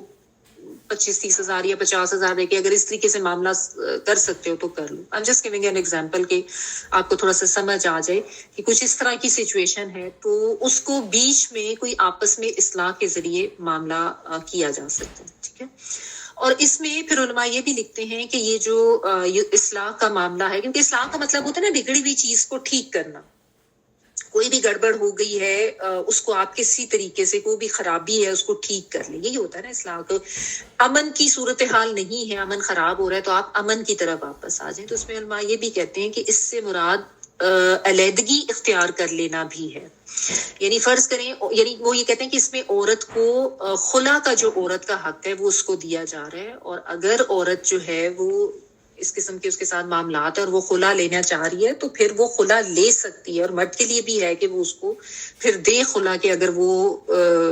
اس کے ساتھ خوش, یہ نہیں کہ بس اس کے اوپر ظلم کرنے کے لیے اس کو رکھے, نہ اس کے حقوق کی ادائیگی ہو رہی ہے, نہ اس کے ساتھ کوئی اچھا سلوک رکھا جا رہا ہے, اعراض بھی برتا جا رہا ہے, یا سارا دھیان دوسری عورت کی طرف ہے. تو اس میں بہتر ہے کہ تم اس کو چھوڑ دو, اور وہ خلا لینا چاہ رہی ہے تو اس کو خلا دے دو, اور جہاں پہ تم نے شادی کرنی ہے وہ کر لو. ابھی اگلی آیات آئیں گی نا تو اس میں مزید ایکسپلین ہو جائے گا. تو اصلاح کی کسی بھی طرح کی صورتحال ہو سکتی ہے, ڈیپینڈ کرتا ہے کہ اگر عورت جو ہے وہ علیحدہ ہونا چاہ رہی ہے, وہ نہیں رہنا چاہ رہی ہے, اور اس کو پتہ ہے کہ وہ علیحدہ ہو جائے گی, تو ٹھیک ہے اس طرح کا معاملہ کر لیں, خلا لے لی جا سکتی ہے. اور اگر یہ ہے کہ عورت نہیں علیحدہ ہونا چاہ رہی تو اس میں ظاہر ہے طلاق کوئی ایسا چھوٹا معاملہ نہیں ہوتا، مطلب آج کل تو اس کو بہت زیادہ مذاقی بنا لیا گیا، لیکن دیکھیں یہ ایک بڑا معاملہ ہوتا ہے اور جس میں بہت سی فیکٹرز انوالو ہو جاتے ہیں، بچے بھی انوالو ہو جاتے ہیں، عورت کو بھی ظاہر ہے یہ دیکھنا پڑتا ہے کہ اس کا بعد میں کچھ رہ سکتی ہے یا نہیں رہ سکتی، ہر ایک کی سچویشن ڈفرینٹ ہوتی ہے، کسی کو سپورٹ ہوتی ہے اپنے گھر کی یا ارد گرد سے لوگوں کی، کسی کو نہیں بھی ہوتی، تو اگر ایسی کوئی سچویشن ہے تو اور آپس میں عورت اپنے کوئی حقوق چھوڑ کے کوئی معاملہ کرنا چاہتی ہے تو اس میں اس طریقے سے بھی صلح کیا جا سکتا ہے، وصلح خیر، صلح بہتر ہے، ٹھیک ہے نا، آپس میں بیٹھ کے اچھے طریقے سے معاملے کو نبھا لو، اچھے طریقے سے معاملے کی اصلاح کر لو تو وہ بہتر طریقہ ہے، بجائے اس کے کہ روز روز سر پھاڑے جا رہے ہیں یا روز روز آپس میں جو ہے وہ بحث مباحثہ اور لڑائی جھگڑا اور گھر کا سکون برباد ہوا ہوا ہے، یا یہ کہ مرد جو ہے وہ کوئی غلط کام کی طرف جا رہا ہے اور اس طرح کے معاملات ہیں، تو اس سے بہتر ہے معاملے کو آپس میں بیٹھ کے ریزالو کیا جائے، کوئی اس کا حل نکالا جائے بہتر طریقے سے، چاہے جو بھی صورت اختیار کرنی ہے، ٹھیک ہے نا۔ پھر اللہ تعالیٰ نے یہ بھی فرما دیا کہ فطری طور پر نفسوں میں یہ بخیلی رکھی گئی ہے، حرص رکھا گیا ہے، طمع لالچ رکھا گیا ہے، ٹھیک ہے نا۔ بخل کا مطلب ہوتا ہے کہ جہاں دینا لازم ہے وہاں نہ دیا جائے، یہ کسی چیز کو روک لینا، یہ بخل ہوتا ہے، ٹھیک ہے نا، جو دینا چاہیے اس چیز کو روک لینا۔ تو ہر انسان کے اندر اللہ تعالیٰ یہ فرما رہے ہیں کہ ایک یہ چیز انسان کے نفس میں ہوتی ہے کہ ہر انسان یہی چاہ رہا ہوتا ہے کہ میرا بھلا ہو جائے، مجھے زیادہ سے زیادہ مل جائے، یا میرے کسی حق میں جو ہے وہ کمی نہ ہو، ہر کوئی اپنا حق چاہتا ہے نا۔ تو یہ مطلب یہاں پہ سمجھایا جا رہا ہے کہ یہ تو ہوتا ہے، اب بیوی کو لگ رہا ہے کہ شوہر جو ہے وہ اس کی طرف سے اس کو اس وجہ سے نشوز آ رہا ہے کہ وہ کہیں اور جو ہے وہ شادی کرنا چاہتا ہے، لیکن بیوی جو ہے وہ بھی ساتھ رہنا چاہتی ہے، تو بجائے اس کے کہ وہ لڑتے جھڑتے رہیں یا بجائے اس کے کہ فوراً وہ کہے کہ بس تو مجھے طلاق دے دو، کوئی صلح کی صورتحال آپس میں نکال دو تاکہ کوئی بہتر طریقہ ہو جائے کہ گھر بھی نہ ڈسٹرب ہو، کیونکہ اللہ تعالیٰ نے دیکھے مردوں کی اجازت تو دی ہے نا زیادہ نکاح کی، اس کے اوپر تو عورت اعتراض کر نہیں سکتی کیونکہ یہ اجازت اللہ تعالیٰ کی طرف سے دے دی گئی ہے نا۔ تو اگر تو بہتر طریقہ یہ کہ تم نہ اس طریقے کا کوئی مطالبہ کرو، اس طریقے سے اپنا گھر بچا لو کہ بچے جو ہیں وہ بھی رہ لیں تو ٹھیک ہے، اگر یہ طریقہ ہو جاتا ہے تو زیادہ بہتر ہے، ورنہ اگر علیحدہ ہونا ہے تو وہ بھی کیا جا سکتا ہے، ٹھیک ہے۔ بہرحال نفسوں میں یہ خواہش رکھی گئی ہے کہ ہر انسان چاہتا یہی ہے کہ مجھے میرے حق ضرور مل جائے، چاہے وہ حق دینے کی طرف نہ آ رہا ہو، یہ ایک ہے۔ تو اسی چیز کا حل اللہ تعالیٰ نے بتا دیا اسی آیت میں آگے، وَإِن تُحْسِنُوا وَتَتَّقُوا، کہ تم احسان کرو اور تقوی اختیار کرو، ٹھیک ہے۔ اور احسان میں نے آپ کو کل بھی سمجھایا تھا کہ حق سے بڑھ کر دینا، حق کے مطابق دیا جائے تو وہ عدل ہوگا، اور حق سے بڑھ کے دیا جائے اور اپنے لیے کم پہ راضی ہو جائے تو یہ احسان کی روش ہوتی ہے، ٹھیک ہے۔ اور اگر تم احسان کرو اور تم اللہ کا تقوی اختیار کرو تو یہ سارے معاملات جو ہے وہ بخوبی حل ہو سکتے ہیں، کیونکہ ہوتا یہی ہے کہ جب ایسے میاں بیوی کے حالات آپس میں خراب ہوتے ہیں نا تو اس میں یہی ہوتا ہے کہ ہر کوئی یہ اپنے اپنے رائٹ سب کو نظر آ رہے ہوتے ہیں، حق کی ادائیگی کی طرف کوئی نہیں دھیان دے رہا ہوتا، ٹھیک ہے۔ ہر ایک کو یہ ہوتا ہے کہ مجھے یہ ملنا چاہیے، مجھے یہ کیوں نہیں مل رہا۔ اور دوسری بات یہ ہوتی ہے کہ کوئی احسان کی روش کی طرف تو جا ہی نہیں رہا ہوتا کہ چلو میں اپنے لیے کم پہ راضی ہو جاؤں اور کچھ اپنے حقوق جو ہے وہ چھوڑ دوں تاکہ کوئی اصلاح کی صورتحال نکل آئے۔ اور تیسری سب سے بڑی بات یہ ہوتی ہے کہ اللہ کا تقویٰ نہیں ہوتا، یعنی اللہ کا تقویٰ یہ ہوتا ہے نا کہ انسان کو یہ احساس رہے کہ مجھ سے کوئی ایسا کام نہ ہو جائے کہ اللہ تعالیٰ مجھ سے ناراض ہو جائے، اور ساتھ ساتھ تقویٰ میں یہ چیز بھی آ جاتی ہے کہ انسان یہ بھی احساس رکھے کہ میں ہر وہ کام کروں جس سے اللہ تعالیٰ مجھ سے راضی ہو جائے۔ تو یہ جب جذبہ نہیں ہوتا تو انسان جو ہے وہ پھر لوگوں کے اوپر ظلم بھی کرتا ہے اور پھر وہ لوگوں کے ساتھ زیادتی بھی کرتا ہے، اور اس میں جو ہے حقوق کی ادائیگی بھی نہیں ہوتی، اور اس میں انسان پھر خود غرض بھی ہو جاتا ہے کہ بس مجھے اپنی مرضی کرنی ہے اور مجھے اپنے حقوق چاہیے اور جو میں چاہتا ہوں وہ ہو جائے، باقی سب کی طرف سے وہ آنکھیں بند کر لیتا ہے۔ تو اسی لیے اللہ تعالیٰ یہاں پہ جو ہے احسان اور تقویٰ کی روش اختیار کرنے کا حکم دے رہے ہیں کہ جب یہ تم کر لو گے نا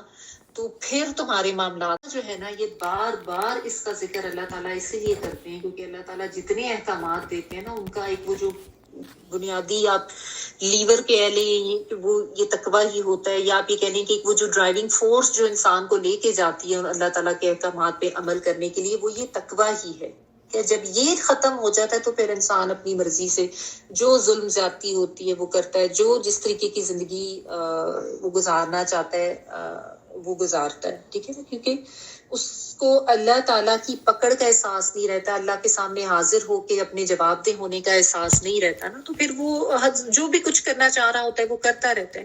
تو اگر انسان کی زندگی میں یہ ترجیحات ہوں گی یا اس کی زندگی کا ترجیحی نقطہ اللہ کا تقوی ہوگا نا، تو پھر وہ سارے کام ٹھیک کرے گا، پھر وہ اس کے لیے احسان کی روش اپنانا بھی مشکل نہیں ہوگا، پھر اس کے لیے لوگوں کے حقوق کی ادائیگی کرنا بھی مشکل نہیں ہوگا، پھر وہ تمام معاملات میں الرٹ ہو کے رہے گا، چاہے وہ عبادات سے ریلیٹڈ ہے، چاہے وہ معاملات سے ریلیٹڈ ہے، چاہے حقوق کی ادائیگی سے ریلیٹڈ ہے، کچھ بھی ہے، ہر لحاظ سے پھر انسان بہت زیادہ جو ہے وہ الرٹ ہو کے رہے گا۔ اور جب یہ نہیں ہوتا تو پھر یہ ہوتا ہے کہ ایک نہیں کچھ کر رہا تو دوسرا کہتا ہے میں بھی کیوں کروں، ٹھیک ہے نا۔ تو اللہ کا ڈر ہوگا، دونوں میں ہوگا، تو یہ معاملات جو ہیں وہ کسی طریقے سے بھی صحیح طریقے کی طرف جا سکتے ہیں، چاہے اکٹھے رہتے ہوئے اس طریقے کی اصلاح کی کوئی صورتحال نکال دی جائے کہ کوئی اپنے حقوق چھوڑ دے اور اس طریقے سے معاملات سنوار لیے جائیں، یا اگر نہیں تو پھر اس میں علیحدگی کی بھی صورتحال، وہ بھی عورت کے پاس حق ہے کہ اگر نہیں کچھ اس طرح کا معاملہ، اور یہ تو نہیں کہ وہ اپنے اوپر ظلم ہی ہوتا دیکھتی برداشت کرے، اور اگر وہ سمجھتی ہے کہ اس کے لیے علیحدہ ہو جانے میں بہتری یا بھلائی ہے تو وہ خلا بھی لے سکتی ہے، اس طریقے سے وہ بھی اصلاح کی صورتحال ہے، ٹھیک ہے۔ پھر اللہ تعالیٰ نے فرمایا فَإِنَّ اللَّهَ كَانَ بِمَا تَعْمَلُونَ خَبِيرًا، اللہ تعالیٰ جو کچھ تم عمل کرتے ہو نا اس کی خبر رکھنے والا ہے۔ ونس اگین دیکھیں یہاں پہ اللہ تعالیٰ نے اپنی خبیرن کی جو صفت ہے اس کا بیان کر دیا کہ یعنی الرٹ ہو جاؤ اس معاملے میں، یہ نہ سمجھو کہ تم نے غلط کیا ہے تو اللہ کو اس کی خبر نہیں ہے، یعنی تم نے کسی کے اوپر ظلم کیا ہے، زیادتی کی ہے۔ مردوں کو بھی یہاں پہ ایڈریس کر کے کہا جا رہا ہے کہ اگر تم اس طریقے کا نشوز دکھا رہے ہو اور اس طریقے کا اعراض برت رہے ہو اور تم عورت کے اوپر ظلم و زیادتی کر رہے ہو تو تمہیں یہ لگتا ہے کہ اللہ تعالیٰ کو پتہ نہیں ہے، اللہ تعالیٰ تو خوب خبر رکھنے والے ہیں۔ اور ساتھ چونکہ تحسن اور تتقوا کی بات آئی تھی، اس کے بعد یہ بات آئی، تو اس میں اس حوالے سے بھی ہو سکتا ہے کہ اگر تم احسان کرتے ہو، اگر تم نیکی کا معاملہ کرتے ہو اور اللہ کا تقوی اختیار کر کے اچھے طریقے سے معاملات کو حل کرتے ہو، احسان کی روش اپناتے ہو، خیر کا معاملہ کرتے ہو، تو اللہ تعالیٰ خوب جانتے ہیں تمہارے وہ احسان کرنا ضائع نہیں ہو رہا ہے، اللہ تعالیٰ کے ہاں وہ نوٹ ہو رہا ہے اور اللہ تعالیٰ کی طرف سے تمہیں اس کا اجر ملے گا، ٹھیک ہے نا۔ تو یہ دونوں ہی چیزیں اس میں آ جاتی ہیں کہ نہ تو تم غلط کام کر کے اللہ کی پکڑ سے بچ سکتے ہو، اور نہ یہ سمجھو کہ تم نے جو اچھا کام کیا ہے وہ کر کے تمہارا سارا معاملہ جو ہے وہ ضائع ہو رہا ہے، ایسا نہیں، ٹھیک ہے۔ تو یہ یہاں پہ اللہ تعالیٰ نے جو ہے وہ گھریلو معاملات میں، چاہے ایک بیوی ہے، 2 بیویاں ہیں، 3 بیویاں ہیں، مرد کی طرف سے نشوز ہو رہا ہے، تو اس میں کس طریقے سے معاملات کو حل کرنا ہے، اور اس کے لیے پھر حل بہتر طریقے سے حل کرنے کے لیے کیا صفات ہونی چاہیے وہ بھی اللہ تعالیٰ نے بتا دی، اور ساتھ ساتھ اللہ تعالیٰ ڈرا بھی دیتے ہیں کہ اللہ کو سب خبر ہے، اور ساتھ ساتھ ایک طرح سے خوشخبری بھی دے دیتے ہیں کہ اگر تم اچھے کام کر رہے ہو تو اللہ تعالیٰ سے کچھ چھپا ہوا نہیں ہے، سب کا تمہیں اچھا ریوارڈ جو ہے وہ مل جائے گا، ٹھیک ہے۔ اور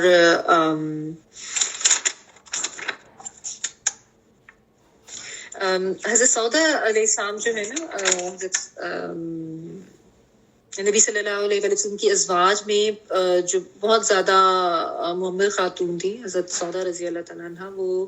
ان کے بارے میں یہ آتا ہے، نبی صلی اللہ علیہ وسلم تو آپ کو پتہ ہے ان سے بڑھ کے تو عدل کرنے والا کوئی تھا ہی نہیں، اتنی ازواج تھی، لیکن آپ صلی اللہ علیہ وسلم سب کو برابر کا وقت دیتے تھے، سب کے ساتھ عدل کرتے تھے، لیکن حضرت سودا علیہ السلام انہوں نے عمر رسیدہ ہوگی تو انہوں نے خود ہی اپنی باری جو ہے نا وہ حضرت عائشہ رضی اللہ تعالیٰ عنہ کے لیے ہبہ کر دی تھی، ٹھیک ہے، کیونکہ نبی صلی اللہ علیہ وسلم سب کے گھر جاتے تھے، سب کو ٹائم دیتے تھے، یہ ہوتا تھا کہ جیسا عصر کے بعد تمام ازواج کے گھر جاتے تھے، خبرگیری، نانک کا، یہ ساری چیزیں، تو انہوں نے خود ہی اپنی جو باری تھی نا، یعنی ٹرن اپنی، وہ حضرت عائشہ کے لیے ہبہ کر دی تھی، ٹھیک ہے۔ تو اس طرح کا یعنی معاملہ اگر کیا جا سکتا ہے اور اس میں اجازت ہے۔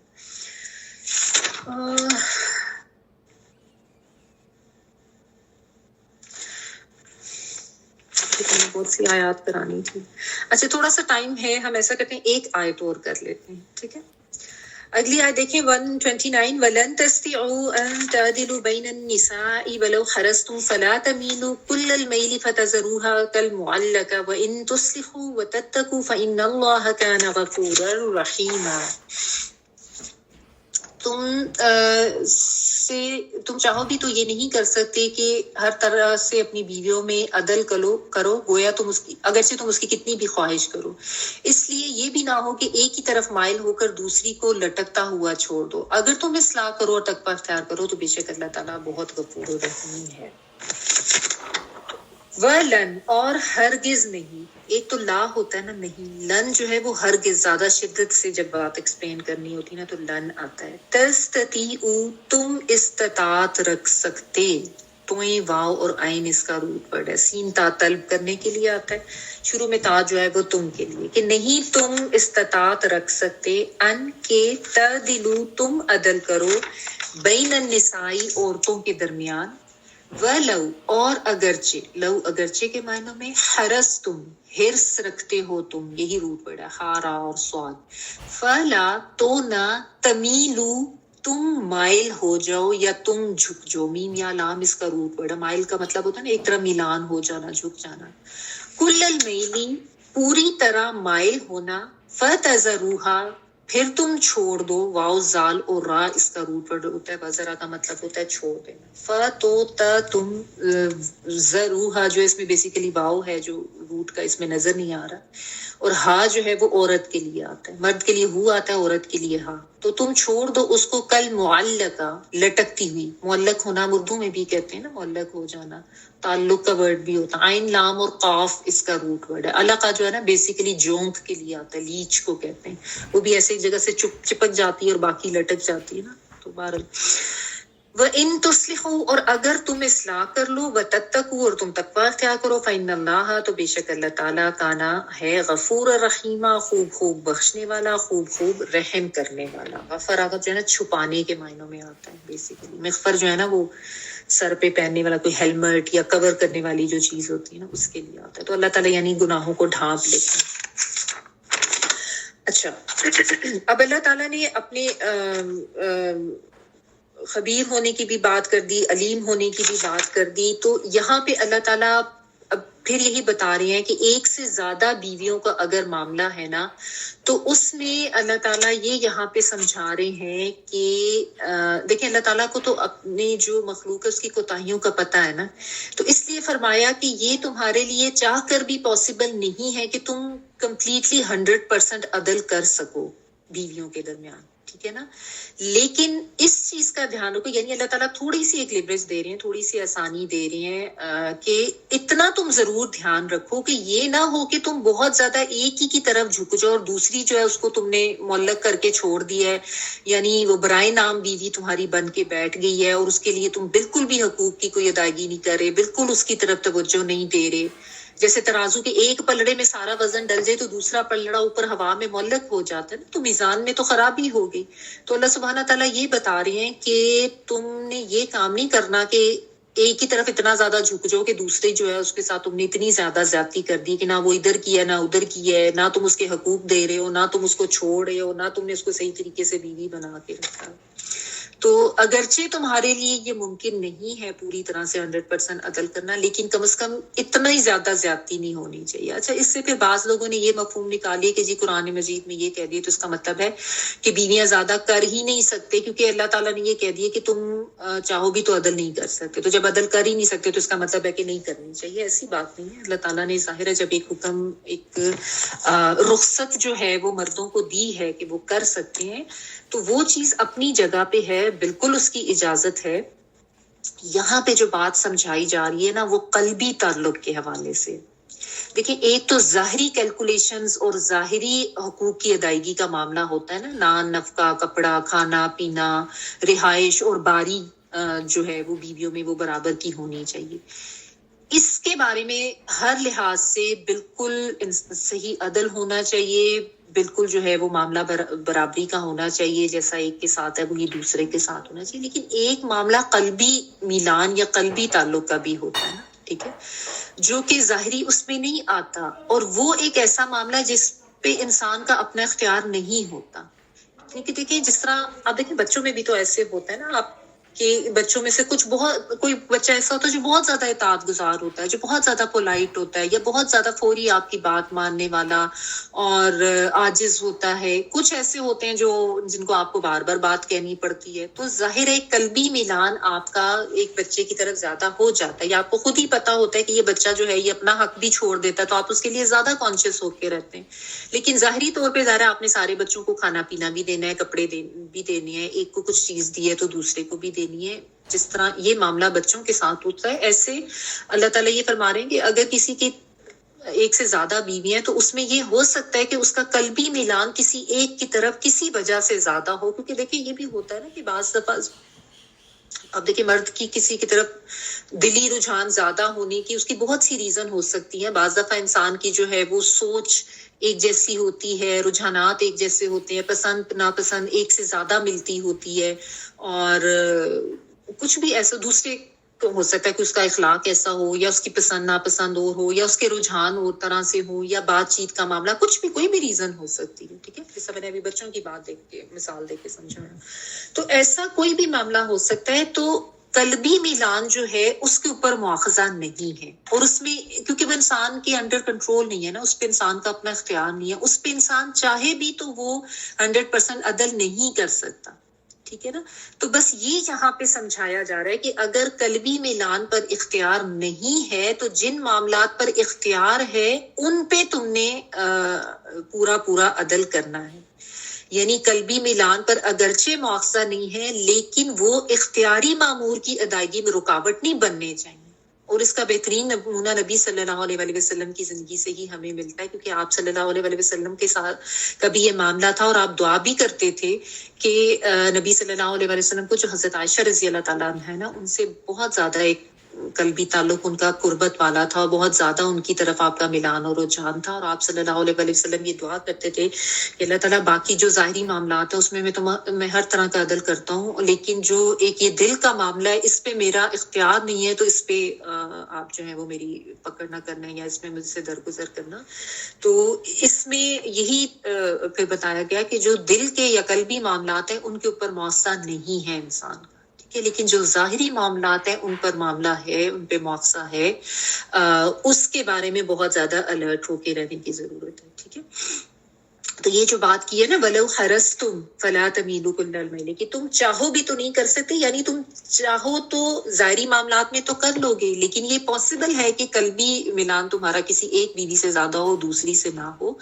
تو ٹھیک ہے، وہ اللہ تعالیٰ کے ہاں قابل مواخذہ نہیں ہے، لیکن تم نے یہ بھی نہیں کرنا کہ اس کی طرف تم اتنا زیادہ دھیان دو اور اتنی زیادہ اس کی طرف رغبت کرو کہ دوسری کی طرف سے بالکل ہی غافل ہو جو، اس کو نہ تم نفقہ دے رہے ہو، نہ ظاہری معاملات میں اس کے کوئی حقوق ادا کرے، اس کو بالکل ہی تم نے لٹکا چھوڑ دیا. یہ نہیں کرنا. اس طریقے سے مردوں کو یہاں پہ وارن کیا گیا. اور اللہ تعالیٰ نے پھر وہی بات کی کہ تم اصلاح کر لو، تم تقوی اختیار کر لو، تو اللہ تعالیٰ بہت زیادہ بخشنے والا، بہت زیادہ رحم کرنے والے ہیں.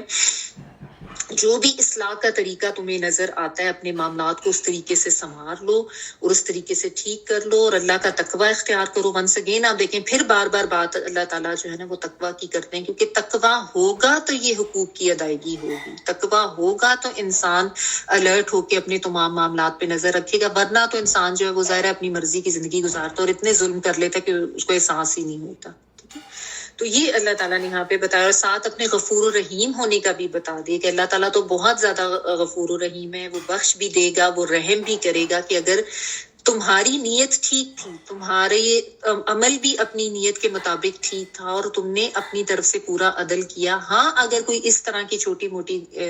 کمی بیشی ہو بھی گئی ہے، یا جس طرح یہ جو دلی تعلق ہے اس میں تمہارا اختیار نہیں ہے، وہ ہو بھی جاتا ہے، تو اللہ تعالیٰ غفور الرحیم ہے، بخشنے والے ہیں. تم اپنی نیت ٹھیک رکھتے ہوئے اپنی طرف سے معاملہ جو ہے وہ عدل و انصاف کا ہی کرو گے اور صحیح طریقے سے کرو گے. ٹھیک ہے. تو یہ یہاں پہ جو ہے پھر ونس اگین آپ دیکھیں عورتوں کے حقوق کی حفاظت کی گئی. تو ایسا نہیں ہے کہ اللہ تعالیٰ نے صرف رخصت ہی دی ہے مردوں کو ایک سے زیادہ نکاح کرنے کی، ساتھ ساتھ اللہ تعالیٰ عورتوں کے حقوق کا تحفظ بھی کرتے ہیں اور مردوں کو ساتھ ساتھ وارن کرتے ہیں کہ تمہاری تم نے کس لحاظ کتنا تم نے دھیان رکھنا ہے، کس طریقے سے تم نے اصلاح کرنی ہے، اللہ کا تقویٰ اختیار کرنا ہے، احسان کی روش اختیار کرنی ہے، اور ظلم نہیں کرنا ہے کہ اگر میری طرف سے یہ رخصت مل گئی ہے کہ تم زیادہ شادیاں کر سکتے ہو تو تم اب ظلم بھی کرنا شروع کر دو. ایسا نہیں ہے. اللہ تعالیٰ نے عورتوں کے حقوق کا بہت تحفظ کیا، کیونکہ اس کے اوپر عورتوں کو بہت اعتراض ہوتا ہے جی کیوں اجازت دے دی مردوں کو، کیوں یہ کر دیا. تو اللہ تعالیٰ دیکھیں، اللہ تعالیٰ سے بڑھ کے حکیم کوئی نہیں ہے، اللہ تعالیٰ سے بڑھ کے علیم کوئی نہیں ہے، اللہ سے زیادہ علم میں تام کسی کا نہیں ہے. تو یہ چیز ہمیں سمجھنے کی ضرورت ہے کہ اللہ تعالیٰ کے احکامات میں بہت زیادہ حکمت ہوتی ہے جو اس کے علم پر مبنی ہوتی ہیں. وہ احکامات اللہ کے علم اور حکمت پر مبنی ہوتی ہیں، تو ان کے اوپر اپنی کم عقلی یا اپنی کم علمی کی بنا پر اعتراضات نہیں کرنے چاہیے. ٹھیک ہے، اپنا علم بڑھانے کی ضرورت ہے اور ان احکامات کو سمجھنے کی ضرورت ہے. اللہ تعالیٰ ہم سب کو توفیق عطا فرمائے کہ ہم قرآن کو سمجھ کے پڑھنے اور عمل کرنے کی توفیق ہمیں ملے. تلاوت پلیز پلے کر دیں. Thank you. وَيَسْتَفْتُونَكَ فِي النِّسَاءِ قُلِ اللَّهُ يُفْتِيكُمْ فِيهِنَّ وَمَا يُتْلَى عَلَيْكُمْ فِي الْكِتَابِ فِي يَتَامَى النِّسَاءِ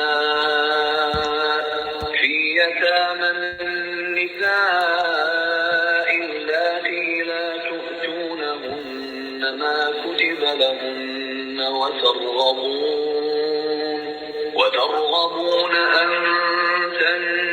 تنكحوهن والمستضعفين من الولدان وأن تقوموا لليتامى بالقسط وما تفعلوا من خير فإن الله كان به عليما. وإن امرأة خافت من بعلها نشوزا أو إعراضا فلا جناح عليهما أن يصلحا بينهما صلحا والصلح خير وأحضرت الأنفس الشح وإن تحسنوا وتتقوا فإن الله كان بما تعملون خبيرا. ولن تستطيعوا أن تعدلوا بين النساء ولو حرصتم فلا تميلوا كل الميل فتذروها كالمعلقة وإن تصلحوا وتتقوا فإن الله كان غفورا رحيما. سبحانك اللهم وبحمدك نشهد ان لا اله الا انت نستغفرك ونتوب اليك. سبحان ربك رب العزة عما يصفون وسلام على المرسلين والحمد لله رب العالمين. بارك الله لي ولكم في القرآن العظيم ونفعني وإياكم بالآيات وذكر الحكيم. دعا کر لیجئے. اور جو آنٹی نفیسہ ہیں ان کی بیٹی کا آج آپریشن ہے تو انہوں نے دعا کے لیے ریکویسٹ کی ہے، تو ان کے لیے بھی ضرور دعا کر دیں.